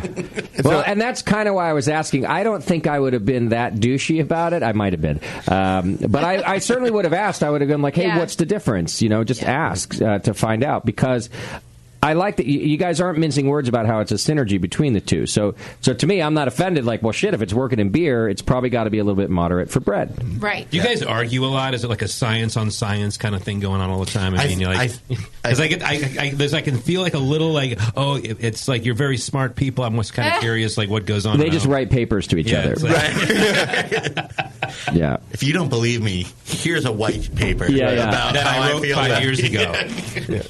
It's a good question. I do believe she has a lot more experience than I do, so she has a lot of wisdom when it comes to actually making beer, making bread, fermentation. A lot of it is experiential, and experiential leads to wisdom. I went to school and I read the books, so I have knowledge, but knowledge isn't wisdom. Wise people have experience. Okay. So I could come off a little bit... We're a good team. Yeah, That's what it sounds like. Yeah. I could come off a little book smart and then not have the experience and the wisdom to kind of Right. drive it in the right I'm also space. a little harsher than he is. I think everyone likes him.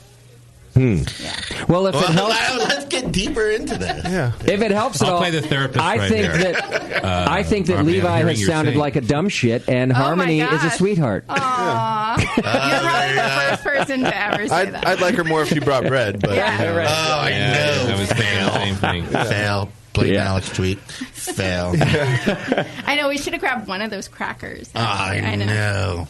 Oh well.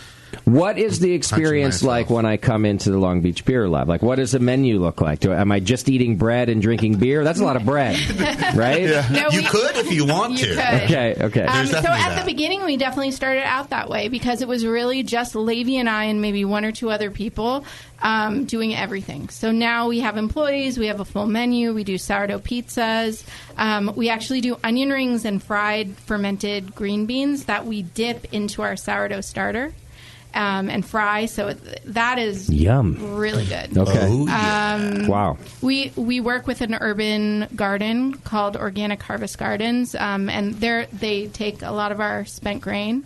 So our menu is seasonal. Whatever they're bringing us, that's what's going in the sandwiches, on the pizzas. Yeah. And are you guys, you're vegetarian? Yeah, we're 100% vegetarian. At the restaurant, Yeah. at the bar, and not vegan.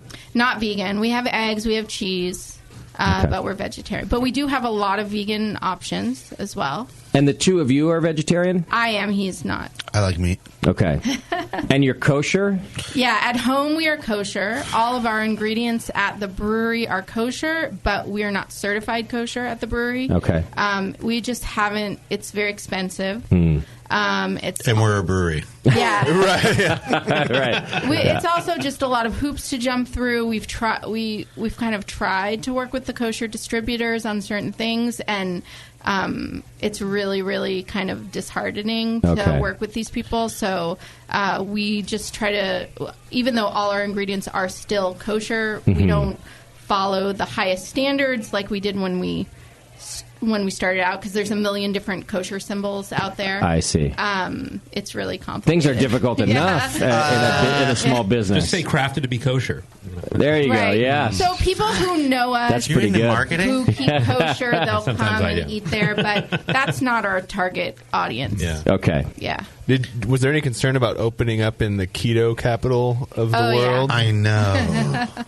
Yeah, what's that one? I can't Is talk that about you this. can't eat carbs? That's no carbs, No essentially. carbs. Right. We get a lot of that. People coming in saying, "Oh, what do you have that's gluten free? What do you have that's keto?" And we kind of are like, It's okay you to know not where be that you- place. where you just walk. what do we have? We have a neighbor that doesn't serve carbs. Okay, go over there. We have these green beans. They sell property.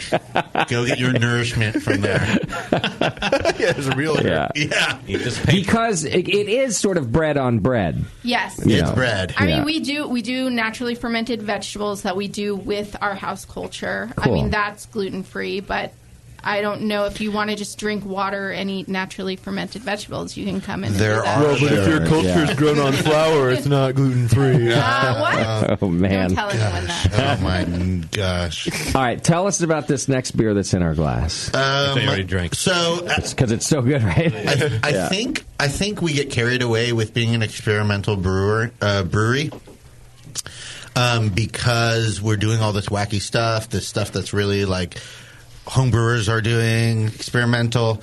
But we have a whole sour program that we actually distribute a lot of these beers, so you can get them in Maine, Florida, Portland, Washington. Great. You get them Amsterdam. in Amsterdam. You get them in the Oh, Bay. nice. And we do barrel aged mixed fermentation, kind of the hard way.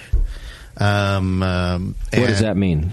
The long, arduous journey of making barrel aged sour beer. This is hilarious. So you make you make it up for your 3-day fermentation. This is such a It's hilarious almost a irony. separate brewery. It's almost a separate brewery. So when we started, You're a very conflicted individual. well, I think it's a marriage. Again, it's a marriage of these tools of science and artisanship. This is artisanship. Yeah. We've sequenced these beers. We've done the micro biomics on them. But in the end, you could do as much as you want. It's Right. about flavor. You go down that rabbit hole. It's about flavor. Yeah. And, every barrel is different. Every strain is different. And we leave it up to our palates to do the blending. Fortunately, I have a master taster at my disposal over here. Yeah. A master of flavor. That's my degree. Yeah. Right? But no, the truth is to have a very discerning palate that knows when to say dump and when to say blend it. When we say dump, we mean distill. But Yeah. And I will say, as a person who's been doing this for 15 years, there are plenty of brewers out there who don't know when to say dump. Yeah. They don't even know when to not bring it on a radio show. Let me just point that out. Like, some people don't even bring their best. Why are you looking at me right now? It's upsetting. You've spent all of this time and money on this product, and then you taste it, and it just.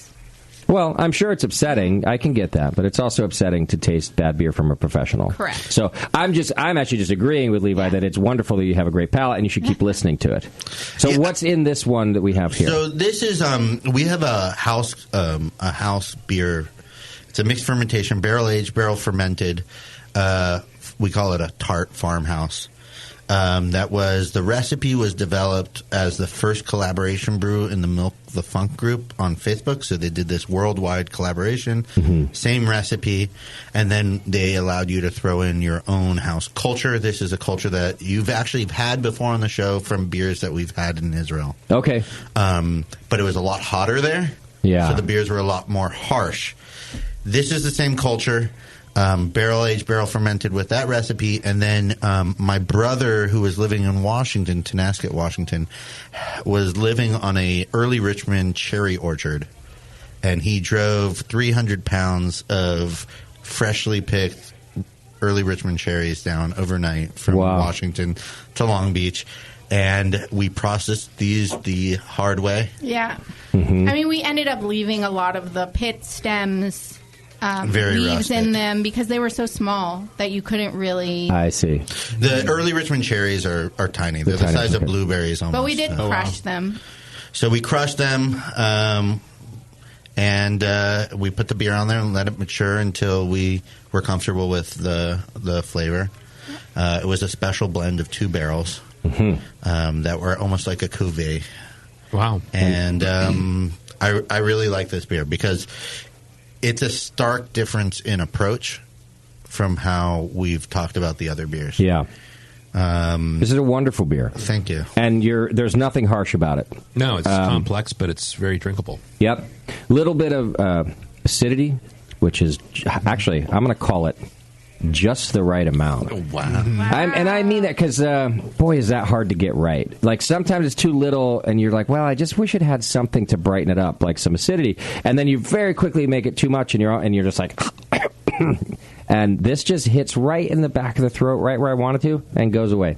It's a really nice amount, very well balanced. Thank you. Yeah, it doesn't taste like it smells. I mean, it's got some really harsh, like, not harsh, but, kind of aggressive farmhouse aromas. Right. But I love that. But it's got a real elegance to the flavor. I love that when the beer comes out and it's like the fruit and the barnyard is hopping out of your glass, and then you taste it and you're like, I could drink a pint of this. I like that too. You really can. Yeah. It doesn't. We will always comment on it on this show because I like that too. I like when I'm like, and sometimes I'll even say, so I didn't think I was going to like this when I put my nose in it, and now I really, really do. Yeah. Yeah. We just put a beer on tap. I don't think I have one here, but so we tried going back to the Kveik strains. We tried to co-pitch a hazy IPA with USO5 and Kveik because I've heard people use like Sac Trois and USO5 to kind of ferment the hazies a little bit further, but still get all the cloudiness. So I did that together. The problem is USO5 has a 12 to 24 hour lag time. Kveik's already done with fermentation. Like, hey, where are you? Yeah. And You so missed the party. USO5 is fighting an uphill battle, and it's giving off diacetyl, and it's not vigorous enough to go out back after that diacetyl. Yeah. So we ended up with this hazy IPA with like just chock full of diacetyl. I put that beer in a barrel with this culture for 4 months, took it out, blended that with like a cheese hop saison that we had just sitting around, and put it on tap. And it's another one of those beers where you just take the glass to your nose and you're like, whoa. Yeah. Like, this is barnyard. It's socks. It's whatever you want, you know? Like, sweater and goatee. And then you taste it and you're like, oh, yeah, I'll take a pint of that. I'll take that, yeah. Huh. And people are like, what's a wild IPA? And I'm like... Just have it. Yeah, right. And always take 2 sips, by the way. You always have to don't ever judge it by your first one. Even if you love it, you always have to take 2 sips. Yeah, the flavor is really clean. It's not very acidic at all. I mean, it's just like... And bright cherries. Yeah. You know? Did you blend this with something else? I mean, was it a couple different barrels? It was 2 barrels of our farmhouse. Yeah, our farmhouse, usually there's some barrels that are more acidic, more malty. So This might be a year in the bottle. Oh, really? Yeah, so... Because it's definitely married very well. That the malty kind of residual body that's there just works really well with the acidity to come in and just finish it out. It's really nice. Who wants more before I steal it all? I get that cinnamon. Here, you're going to have to take it. Yeah, you get that What are you, cherry crazy? pit spice. Yeah. You can't find that. Like, if you use cherry puree, you don't get that. That kind of like cherry pie, cinnamon, caramel. And we were worried Cardamom about thing. adding the pits, but I think it... Yeah. I go all pits in now. Pits in. Pits in. Yeah. There's your name. T-shirt, for sure. I gotta tell you, I'm like all over the Milk the Funk group, just like maybe sometimes stalking it, and I'll see people making American sours and they're popping pits out of apricots, and then all the Belgian blenders are like, "What are you doing? That's where all the flavor is." And I'm like, "Oh yes, I know what I'm doing. I'm putting." Pierre Tilken's like, "That's the best part." Do you crush the pit? In these ones, we ended up crushing the pit. They were so small that we could. But. Okay. Yeah, but I think we just did peaches and apricots into some of these beers, and we just crushed it and threw it in. Crushed the fruit. Crushed the fruit and left the pit in, and there's something more rustic about it, and I think there's a big dialogue now with American sours that are just like, this is acid, and there's none of that rustic funk. Yeah, that people fell in love with in Belgium. Yeah, and they're masking it with high levels of fruit and sometimes lactose now, and that's what I like about the balance in this one. I do know people should be afraid of acid, LSD and acid, because it can go too far so quickly, right? So I think that people are either not getting it right and they're going too far, or sometimes they're just being a little too gun shy, and then there's like not enough. Then I'm a little bored by it. Then it's just a fruity beer. So yeah, the balance is hard to find, and I think you're right about it, like a bit of rustic quality to it. You know? It's, there's an edge to the acidity, but it's rounded out by this rustic nature of the beer. Yeah. That's what we've been trying to strive for now with our sours. Sometimes it gets away from you, and you don't hit it out of the park every time. So this book that you're not allowed to talk about. You remembered that. It's time to talk about it. Well, I mean, when you are ready to talk about it, can I get the scoop? Can someone finally let me launch something and tell the world what an awesome thing is coming out? Will you call me back? Because if I read on the goddamn Full Pint or something New York Times before I got told, we got to scoop him in. I'm going to be very upset about this. How is the project you're working on? Is this going to take a while? Is the book almost done? It's done. They sent us today the formatting, and I actually am really excited because it looks beautiful. Cool. It's a lot of writing. A lot of words. It's a big book. It's very wordy. Oh, I'm a wordy guy. we talking like 25 pages? Yeah. Justin's asking. I think it's like almost 60,000 words. That's a lot of words. Whenever anybody says it, I just always think of Kanye West because he wrote a book once. I don't know if you know that, and it had like 4 words on a page. And he was doing this interview. They were talking about the book, and he's like, "Yeah, I wanted to write this one for me, because books be all wordy and shit, and I wanted to write one that was different." And I was like, "It's a book. What's different about it? It's a book." His book's not wordy. Anyway, your book is wordy and shit. Can you tell us what the title is, or can you? I don't know. I mean, NDA. Are there going to be pictures in the book? They draw them. Yeah, I think that's how a lot of these publishers are getting over the copyright laws on a lot of pictures. Oh, that's interesting. Instead of having to pay someone. They're like, I freehand drew it by looking at the other one. No, exactly. Interesting. That's what a lot of people are doing now. Is that we'll kind of tell them what we would like to see this there. This is what we want to see, and then they draw it. Okay. Is this a kid's book about opening a brewery? Exactly. Bakery, distillery. All kids should be opening bakery, distillery, brewery. Yeah. It's a lifelong dream for everyone. How long have you been working on this book? Since January? I don't remember. No, since Passover. I wrote the first chapters in Passover. It went. Was Passover February? No, it was April. It was April. Yeah. Haven't you learned to not guess at the Jewish just traditions? Wordy, you're Justin? quick. Yeah, we had deadlines. I see. Yes. You clearly do well with deadlines. Yeah. Deadlines. Wow. I live my life in deadlines. Okay. And you'd be like, we have a midterm tomorrow. We were pretty busy too throughout the thing. I'm just looking out the window. My dude Tasty's standing outside the window right now. Oh, yeah. Hey. Came in for a beer, it looks like. Twice in 1 week. Well, why don't we do this? Let's take a break.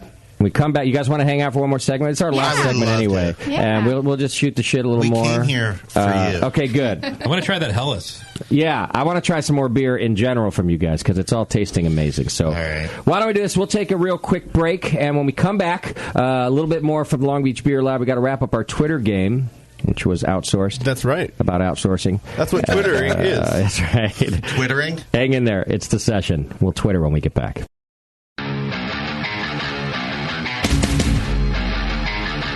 Hey, motherfuckers, this is Doug from fucking Society. You're listening to The Session on the fucking Bruin Network. Fuck you. He's got aggression issues. He's a good guy, though. Dougie. Potty mouth. Thanks for joining us, sticking with us here on The Session. We still have Long Beach Beer Lab in the studio with us. We're going to taste a little bit more of their beer as we wrap things up on tonight's very exciting session where I learned a lot of things about a lot of things. All the things. I won't be able to recite them back to anyone, but I know that they're in my noggin. They somewhere. were. Yeah. I went out at the break and took it upon myself to get more of your beer that wasn't even on our tasting list, but I saw that you had a clean fermented IPA in there. Oh, yeah. Not that your Kvike wasn't clean fermented. That's probably not the right term, right? But a normal strain. Yeah. What is this, Cal Ale? Cal Ale. West Coast IPA? West Coast. What's this beer called? I think that's what you have is the 2-1 and Jewish. And Jewish, yeah. What does that mean? Hey, what's it called? It's a 2-1 and Jewish. Warren G Regulators song. 2-1 and Lewis is right near us. Oh, yeah. I always hated Warren G. 21st. Oh, no, you can't say now that. I got you. Don't say that I in know. Long Beach. I'm the only one who never liked him. Every time I said it, people are like, "What is wrong with you?" All I heard was 2-1. That's all I heard. It's your collaboration beer, Sully. They describe it after that. Thanks for participating. When's the cease and desist? Well, and we've got some other beers in our glass too, but I want to mention a very special friend of mine back in the studio, Tasty McDole. Hey, it's me. Anybody recognize my voice? Welcome back, Mr. Kate. It's really me, and I'm alive and well, and I love it. Take it from there. You sound well. You sound like you, anyway. It's me. It's actually me. Yeah, I mean, let's be honest. You haven't been all that well since I've met you, Tasty. You're 100 years old, but you sound about the same as ever. I'm about as good as I ever have been. Yeah. And of course, now I every time I see you now, it's usually at a bar. Still, we meet up for a beer. That's and my thing. Yeah. The one of the worst things about going on with you is that you have trouble tasting beer now. Yeah. With this medical issue I've got and the treatments they're giving me, it really affects your palate. Food, beer. Yeah. Vagina, it all tastes bad. Tastes weird. Or just weird. It doesn't taste well how he remembers it. It's all just a little off. Yeah, it's just strange now. Not as oystery as it used to be. Wow. Yeah. God, I love that you're back. That was good to be here. Yeah, that would be what... Did I say that? In all seriousness... It's fine. It doesn't feel good to be JP's not here. That would be one of the biggest bothers to me, to not be able to taste one of my favorite things anymore. Beer, I mean. Oh. Beer. Seriously. Right? It must bother you a little bit. You come out for a beer and you're like, well, shit, I wish I could just taste it again. I get the appropriate beer buzz, which is why I can actually drink beer. So the effects still work. If it's not conflicting with the medicines that I've got in me. Doc says it's cool. You can go have a beer? Yeah, it's weird. Every medicine I've got, if you look up the description, every one of them always has some comment about whether you can drink it with alcohol. Sure. It's like, God, people must be alcoholics. They get drugs. Yeah. Because they always have to say something about it. Yeah. Or if they say consult your doctor, that means like, yeah, fuck that. Right. What about cookies? Are you still getting to consume tasty cookies? No, I stopped doing the, I just do the CBD side of that now. Okay. Not that it makes any difference. Right. Okay. Yeah, I don't get high on the weed anymore. Interesting. Look at you. A new guy. Turning over a new leaf. I'm certainly getting high on beer, by the way. So check this out, Tasty. Jamil and I were talking the other day. And every one of us has issues, right? We all have these health issues now. And Jamil and I came up with a theory. And it's Pacheco. The common we're contaminated. The common ground is how much time we spent in that goddamn garage in Pacheco. It's all like carpeting on the ceiling. Oh, you mean the asbestos carpet tiles that I brought in, and the lead paint, and we're all falling ill, and he, of course, Jamil's always the one who points these things out, so he thinks there's a class action suit coming down the pipe. Tasty, I'll sign up. So loaded, that'd be great. I'll be yeah. You can have my bicycle. An endless pile of money there. That's right. Pile of shit. Well, I'm glad you're here. We'll just keep talking to you. And glad to hear myself in my headphones. Yeah, right. You sound great. Thank you. You look fantastic. Everyone's going to be happy. This is twice in 1 week.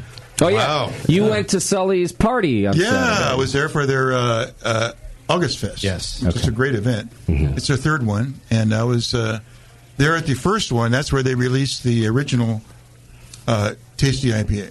Oh, yeah. Yeah. And then this year they did the third. So you had Tasty on again? Yep. And I was there to not tap the keg, but I was there to, wave to the crowd. Crack the can. You tasted some out of the fermenter. And we tasted it out of the Bright Tank. Nice. And the fermenter, both. I love that beer. We got the brewery tour for sure. Yeah, we did. Yeah. And Dave Hoppett was there? Okay. Yeah, Dave was my my driver that day. Yeah. I can't drive because I had You just have a driver. Something out of my head. I don't know what it was. Okay. That's how you know you've made it, when you have a driver. I mean, really, we should have had a driver for you for all these years, Tasty. You should have made more demands. Just to get me home. No, not for that. Just because you deserve it. All right. Make a note when that's there. Dear Mr. Hopwood. And my contract. Yeah. Well, that's cool. Tasty's a great beer, too, so very nice. Yeah. Thank you, Tasty. That's a great beer. I'm glad to be part of that. So last couple beers in our glass here tonight from Long Beach Beer Lab. We've got your Helles, which is out of a can. Is this a Kvike Helles? No. This is 3470, so the Weinstefan. Okay. Lager yeast. Oh, yeah. 7-week lager. Mm-hmm. Okay. This is a great Helles. Light. It's a light Helles, right? Yeah, Very light. we go light. Yeah. We also have a version of it that is 7.1. So, it's a percent alcohol? 7, Yeah. so we do a big brew, and then we'll back liquor. Okay. Yeah, because people come into our place and they ask us, what do you have that's like Modelo? So this is the beer that we give them. I see. Usually. Sure. You know what? That's a great idea. And give it to them and say, we have this, and it's better. Is Right. what you should say. Exactly. It's like Modelo, but good. Right. But better. Actually, Better than Modelo. I'll drink a Modelo every now and then, actually. But this is better. Yeah. Yeah, we get a lot of that. So this is the small beer off of the... So we'll brew... What's the mother beer, I guess? The mother beer, I call it a Maibach. It's called or the Big a Rigs. Hellesbach. Okay. Sure, yeah. It's called Big Rigs. This one's called Rigs. The neighborhood that we're in is called Wrigley. Oh, cool. Okay. So it's a neighborhood beer. So the 7.2 is the big one, and then we go down to about 4 or 5 on this one. Wow. Nice. Yeah. And it's nice. Yeah, we produce this one pretty consistently. Yeah. This it's year round? Yeah, This is our one of our best sellers. The Maibach only comes around, seasonally. Oh, okay. And in May. As it does. Yeah. Typically. And this is where you draw the tradition line, Levi? Maibach comes out in May. Now you got to stick to your guns. Yeah. I don't know. It really has to do with the board, how the board's looking. Okay. What the gaps we need to fill. Need a beer for everybody when they walk in. If we're got to find a beer for Yeah. them. Yeah, we were talking to Sully about this, but yeah, we make traditional IPAs for the board, stouts. People drink them. You should make them. Yeah. I think the Kvike thing is something that we're doing to try and keep up with, and we're going to get there. I'm going to tell you. I believe you. You're gonna taste them, and we're gonna be there, and I'll have the formula down. You're almost there, man. Don't take any of this the wrong way. You're almost there. I believe you. You would have liked this a lot, Tasty. Well, if you could taste anything. Now he's just E. It's cold and wet. I like it. And it has alcohol. One of the Pilsner that's on tap out there is one of their Kvike beers, and I drank it before you guys were ever even here today, and I was like, wow, it's a good Pilsner, and fermented at 100 degrees. So. 100 degrees for how long? For 1 day. Seriously, and done. And it's Tasty. done. I know Tasty's like leaning back in his chair right now. Sounds like the way I do sex. 1 day. One whole day? Wow. 1 whole minute. That's pretty good. Right. That's pretty good. Yeah, just real short and sweet is what he meant. Turn the Yeah. thermostat up to 100. But impactful. Yeah, yeah, that's right. It finishes fast. That's on tap here tonight? Yeah. Oh, yeah. lucky me. Yeah. Great. I do have. So you said you'll do traditional IPA too. I've got a West Coast IPA in my glass that is clear. Clear beer. You can see. I can see your fingers through it. Fined, filtered, fined. Okay, yeah, and a great West Coast IPA. Thank you. And this one's Cal Ale though. It's Cal Ale. not Kvike. Yeah, yeah. In our board, we have 24 taps, and we are pretty much all over the board. I think that's what people, they come into our place and that's what they like. I believe that. There's something for everybody. We got a light and crisp, a hoppy and bitter, a dark and roasty, and a sour and fruity. Those are kind of like our categories, and we put everything in the box, 24, and they're pretty much split evenly, like 5, 5, 5, and something. Okay. Oh, wow. Sounds like a good plan. Plus the food to go with it. Yeah. The food, and we try and make beers. Sometimes when we make like we'll do like pastry stouts with Fike in like 9 days, and then we'll put out like a cinnamon roll one. Right. So and then because we'll we pair it have with the cinnamon kitchen, rolls. also whenever we do a can release or we do a beer release, we do a pairing dessert. Oh, nice. So people can come in and get a taster or a 6-pack with, it's food. I love that. So peanut butter cookies with peanut butter stout. Cinnamon roll. Yeah. See, and you German can do that. chocolate cake. Oh, the German chocolate cake was great. We do this at our Fort Collins Hop Grenade. We have Friday night flights, and but we have to team up with local artisans because we don't do it all in house. Right. But our most popular ones when we do it are always desserts like that. People just love it. Great pairing with beer. It's a nightcap. Yeah. A lot of people go out to dinner somewhere else, and they come to get a flight of beers and something sweet to share with, between two people. And I think that's a great experience for people. Yeah. It's something that we could do that other breweries can't do, or some other bars can't do. So, Right. So almost everything I would consume at Long Beach Beer Lab is made at Long Beach Beer Lab. From Is that scratch. right? Yeah. Like from scratch also, yeah. Wow. So 24 taps of your own all beers you make. Pretty much. So when you have to look at the lineup and go like, okay, we're going to need more of this, more of that. Yeah, so we can, because we have a kitchen, we can have guest taps. So if there Oh, you is can. some type of Yeah. lag time with So you can with fill it. beers being ready, then we call our friends and we try to get some guest taps. Yeah, if we need an IPA, we'll put it on. Cider. So one of those taps is cider. Oh, yeah, and so we you don't can't make make cider. Because so, everyone wants something gluten free. Yeah. How many fermenters do you have? That's still a lot of taps. So, to keep up with 10 barrels. I'm glad you asked that, Beardy. I'm very glad that you're glad that I asked that. We have 6 fermenters, 510s, 120. But I have 30 IBC totes. 30 IBC totes. Yeah. Are they temperature controlled, conical? Who needs temperature control? Right. Where we're going. We've gone through Where that. we're going. You got to give that Temperature yeast. control. There's a beer name. Yeah, we make a lot of beer in the Wow. IBC totes. And they're cheap. I'm looking at a And pretty when we're wide done- variety right now. And we're done, we throw them away. Oh, single use wow. even. Well, I mean, they turn into spent grain totes. Or your farmer. Wait, go so to is the your farmer. mash Your tun farmer a throws them rotating Yeah. mash? So you're not even reusing. Well, we those IBC reuse it totes? a couple of times and then Okay. Wow. we move on. Interesting. Institute of Funk, G-Funk era, Guys listening out wild there? IPA. Oh, that's the one you would love. Really? That's the Oh, one yeah. he was describing before. Okay. Wild IPA with massive notes of funk and a touch of citrus. Oh, and you said this too, yeah, like the big cheese and tropical hop in there. Yeah. Mother's Helper, an imperial stout with maple and vanilla. And we did that for Mother's Day, and we paired it with pancakes. Wow. With that beer as a reduction, like a syrup. Yeah. wow. So you had like a pancake brunch on Mother's Day? Yeah, we opened up Oh, yeah. early. People love Is that it. a hit? I Yeah. bet. Oh, Wow. single mothers with... Single mothers? Single mothers coming in with 12... Specifically? with 12% pastry stouts. I will never get that picture out of my head. I love it. Them sitting there feeding their kids pancakes while they're down. sounds How did you know that they were single? Because they said they were. Oh, okay. Sounds like you're watching a channel that we don't know. Yeah. Very specific. Anyways. Backstory's important. You've made an Italian soda? So that's non-alcoholic, and Yeah. we do different. We make our own simple syrups, and we do different flavors depending on what we have, and just a nice option for We people. get that question a lot. What Yeah, do you we- have that's not alcoholic? We also do a nitro coffee. I don't know if it's on right now, but we do a nitro coffee for people as well. Oh, yeah, I see that right now. We have actually a really funny story with the nitro coffee, but I don't know about Yeah. when we first opened. There was a guy I think that thought. Single father? Yes, exactly. No, We're all That was he me. no, That was he me. was married. I think he thought it was a stout, and Okay. he would always order it. And Oh, then no. one day his friend came up and said, "Oh, give me an IPA," and my friend's drinking the stout, and I said, "I don't have a stout on tap right now." He goes, "No, the coffee stout." So then I said, "Oh, but that's just coffee. Yeah. There's no alcohol in it." And I guess he was saying how messed up he was from the stout. And I think he was having heart palpitations. Right. Though. Right. That's like he was drinking pints. You know what, though? Stroking out.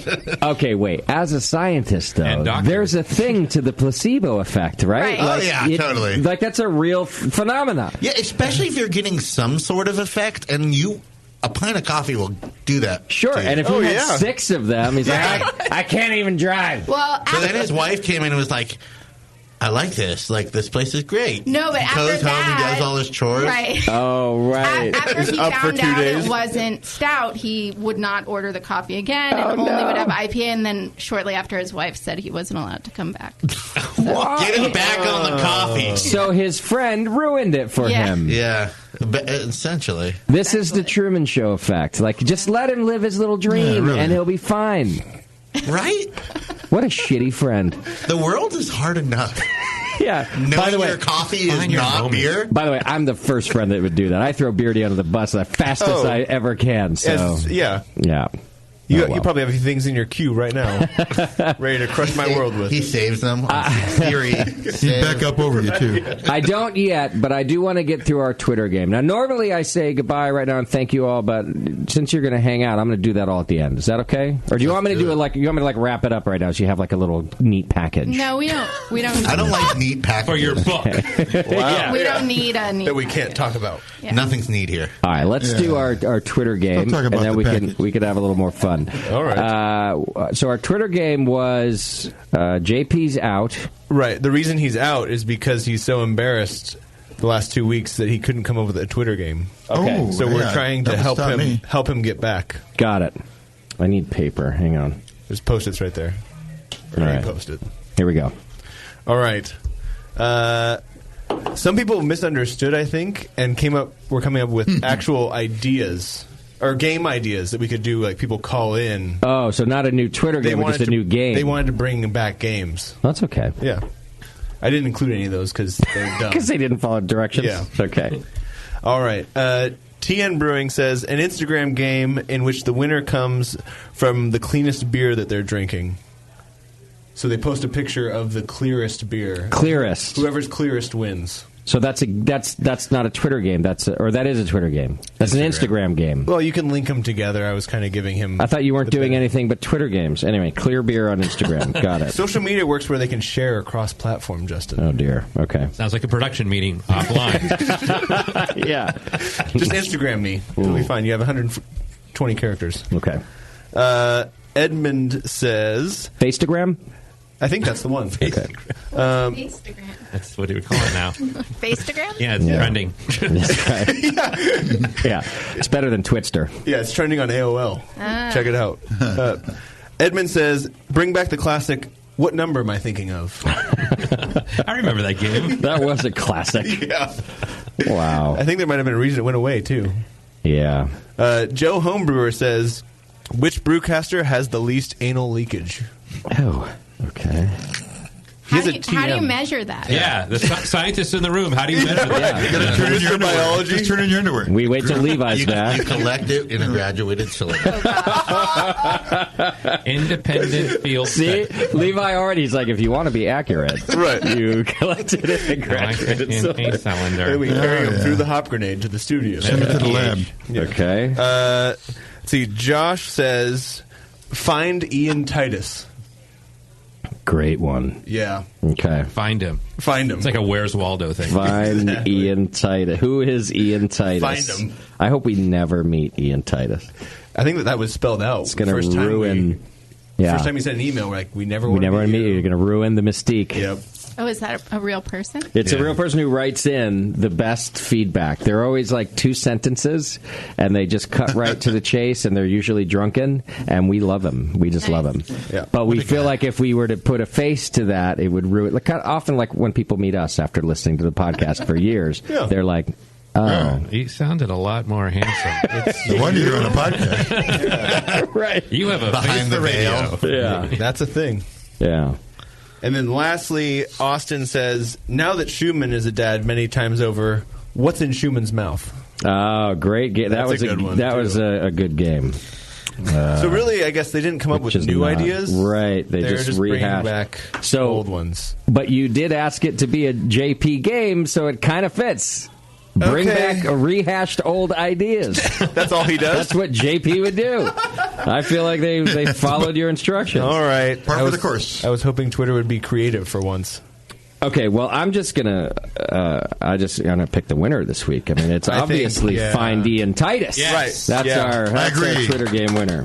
He's a winner. But then not tell us where he is. Just find him. We don't want to just find him, and prove that you know. Right. That's it. Leave him status quo. All right. Well done, whoever that was. On who was Facegram. that? That was Josh. Good job, Josh. All right. You could have said anything with Ian Titus in it, and he would have won. Yeah, exactly. He's the new Chechnya. He is. He's a better Chechnya. He is. Yeah. You guys ever been backpacking across Chechnya? Like you guys have, two of you have been everywhere. Yeah. Not yet. That's not yet. One of them was a hang glider instructor. They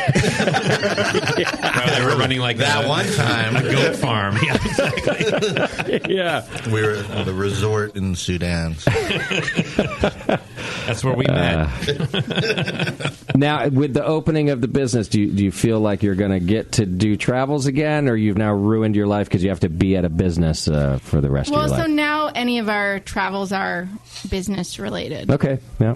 And you have people now that can kind of run the show for a few days. We have really reliable people that are amazing. That's great. They're getting more amazing every day. Yes, we're very thankful for our Good for you. Yeah. Yeah. That's great. But yeah, like she said, it's workations. But Sure. we're here, aren't we? You're here. I like it. Both of you at once, even. Yeah, pretty amazing. That's nice. Yes. Well, thank you so much for all the beer that you brought in. It was just wonderful and interesting to talk about. I think there's going to be several follow-up episodes with you two. I like what you're doing, and we're going to have you're going to have to keep coming back with like, okay, I think I'm even closer. Check it out. Check it out. Because I'm happy to check it out. I think you're close already. So good stuff, guys. Yeah, thank you. What is it? LB Beer. LBbeer.com. Yeah. You can go check it out. You can go, if you're going to happen to be down at the California Craft Beer Summit, you can go visit there in Long Beach. 5 minutes away. Cool. I'm going to come down at the end of September and visit y'all. I'll send you a little note so you know I'm coming. Hell yeah. You close up shop or whatever you got to do. You're right. We'll do all the things, for sure. Yeah, clean the railings. Take the precautions. Yeah. Are you guys selling spirits down there yet, or just started? We really just started the distillery for sustainability reasons. So probably, I mean, we want to taste the barrels after 5 years, 10 years. We're not in a hurry. Yeah, we're not in a Oh, hurry. you're not doing Quebec type spirits? No, not a fast beer. We have barrels, and we're filling them slowly. And then maybe one day there'll be a club. Maybe we'll do some tasting dinners. Nice. It's a license to distill. Yeah. I like it. The business will follow. And why not? Why not? Actually, like you guys that. are going to be artisan sweater makers soon. Organic. You guys a little bit of organic. Sorry. Yeah, yes. please. I mean slow. Local, Right. local, Yeah. organic, slow sweater. Sweaters. Free range sweaters. It's got legs, man. We're coming up with some good marketing for you tonight. These are all free, by the way. We're going to get the bill later. Yeah, I know, for sure. What was Sully's? free. What was Sully's crafted kosher or something? Crafted to be kosher. Crafted to be kosher. Yeah, I like that one. I trademarked that Good quick. play. Yeah. I feel like he might have a notepad somewhere. Yeah, Sully's sneaky like that. Well, when I said that, I said it to my lawyer, so you're going to have to Right. pay for it. So. Every time great stuff happens on the show with Sully, I get a cease and desist the next day from Sully's lawyer. Excuse me, when Yeah. you said that on the show, Mr. O'Sullivan said that you... Yeah. And what's next for you, Tasty? You're just hanging out. Next, And, I'm just taking it day by day. Yeah. You got That's great kids, advice, by the way. your kids around? I'm going to go to the Drake's anniversary party on Saturday. If anybody wants to join me there. Excellent. 30 years. 30 years. Of beer. That's for a long them. time. The Jubilee, what is it called? Do you already have your ride? You got? I'll get there. Yes, I have a ride yet. Okay, that's good. That job's taken. All right. So, are you finding yourself bored? Are you finding you're able to keep yourself busy? I spend a lot of time just at home, not feeling well. Okay. And I'm not bored. Do you just sleep during that time? Yeah, I don't go like man, I'm freaking bored. I got to get out of here. No, I wish we could go snowboarding right now. Are you binge watching anything in particular when these things happen? Cable news. I'm all over that shit. Oh, you are? Oh. I didn't know you were a cable news guy. Don't do that. They should have me on there. I could be a good talking head for sure. Yeah. You like just critiquing their commentary? Oh yeah, my God, yeah. All the ladies are having babies. I know the babies' names, and it's great. Oh my goodness! I had no idea the side of you. That should have been the Twitter game. No, it's like what did Tasty TV. watch? Come on. Yeah, sure. Wow. Yeah. We need a new show where Tasty's critiquing daytime cable news. I think you're have right. my own like a Twitch channel or something like that. Yeah, seriously. It doesn't even need to be edited. Just live stream, man. Look at the eye makeup on this woman. Actually, quite often on this guy on those shows too. Is he auditioning for Pennywise? Like, wow. Yeah. I definitely critique the makeup in general. Some of the dudes. That's my life. Okay. You're not watching like The Godfather or Stranger Things? No, I've got on Netflix. I got all this. I don't know. You just don't care. Okay. All right. Occupies my mind. Yeah, that's good. That's good enough. Yeah. Well, I'm so happy to see you in this studio in general. Feels good to sit here. Awesome. Yeah. Well, you're welcome anytime, and you I know that. So this is a very nice surprise. So I appreciate you doing that for us. Sure. The listeners love to hear your voice. I've been giving them little updates, even in the feedback today. Well, thanks for doing it. You're welcome. I got a feedback today that just said, "Hey, thanks for the tasty updates. We want to know." That's cool. So people want to know what's up with you. All right, well, let's go have a beer with you after this, huh? I'm down for that. Okay. Absolutely. Thanks again to Long Beach Beer Lab, both of you, Levi and Harmony. I appreciate you making this trek up here and doing it in the studio. Thank you. Great story, great beer. Yeah, Thank you. Agreed. And it's always better when the folks are in the studio. Beardy? You can have that, by the way, that great beer's great story. That's free. That's free. Yeah. I have a feeling it's not going to be so free tomorrow. We'll work it out. Yeah, he's trademarking that. Yeah. It all gets worked out. Before you get home. Beardy, do you need me to... Are we good? No closing things or... I mean, I would just like to say hi to my family. Oh, God. And my friends. Oh, that's... Well, nobody cares. No, I don't have any of those. Including your family. You don't have the JP sign-off stuff? No, Justin won't give me that stuff to read. I don't know how that JP has. It's not. I just let him do it so he has a thing anyway. That's like a radio thing. It's what like, Justin is really saying is he enjoys it. JP, if you're listening at home. Oh, there's no way he's listening. Sully's my interpreter. I love that. Remember when Key and Peele did that? It was I feel great. like you should have it memorized by now. Yeah. When are you leaving us? When am I done with you? When am I finally? When are you finally free of me? Because Beardy's When are you also moving, and I don't know when your last show is. I don't know if there's a last show. Well, so it might be within the next month, actually. Okay, so I might have you for another month. Might, yeah. Or I might not. I guess you have to tune in next week and find out. Great. So every Beardy, week. do you have a plan? Do you know what you're going to do? I'm living it day by day. I'm going to wake up tomorrow. I'm just trying to save money on the after show food. I just want to know when you're not here. I don't have to feed you anymore. Oh, okay. Well, I could just stop feeding him. Right. He'll slowly disappear. Yeah, like now. Did Bevo even remember to get food tonight? Obviously, I'm hungry. Yeah. Yeah, food is not something Bevo forgets. She usually gets the cheese platter from the Hop Grenade here, so she's not hungry. All right. Cut me deep. So you're not gone now. Fine, tonight's my last night. Goodbye, everybody. Hey, Birdie, been nice hanging with you, buddy. Yeah, Tasty's back. Beardy's gone. What a great show, ladies Upgrade. and gentlemen. All right, we're going to get out of here now. Thanks again to Long Beach Beer Lab. You can go to lbbeer.com and learn about them. Read the About page. You'll learn a little something about how awesome these folks are. There's some cool photos on the page. You can check it out. You can find out what's on tap. You can learn about the bakery. You can get everything you need over at lbbeer.com. While you're on the interwebs, go to 21st-amendment.com. You can learn all about the 21st Amendment, which I noticed you have a new website. At least new to me. I haven't looked at it maybe a month or so. It's been up there for about 5 months. Okay. But thanks for mentioning it. Great website. No, it's cool. I liked it. Thank you. 21st-amendment.com. Find Beardy on things, and Bevo does things, and Tasty's doing great now. He's here, and we're happy to see him. And, thank you. And we'll see you soon. And next week on the show, Hop Revolution, straight out of New Zealand. That's right. Yes, straight out of New Zealand. They're going to come talk to us about a new hop project, the largest project ever in New Zealand. In studio. In hops. And they will be in studio, yeah. They're not like some of you other janky guests who... Oh, no, the song's over. Some of you janky guests who, like, call in and don't... Not like Levi and Harmony who drive up and Jason from Hop Revolution and Susan. They're going to fly in from New Zealand. Yeah. People who know how important we are come to see us in person. That's right. Now we're going to end just abruptly. Thanks, everybody. We'll see you next week. JP's an asshole.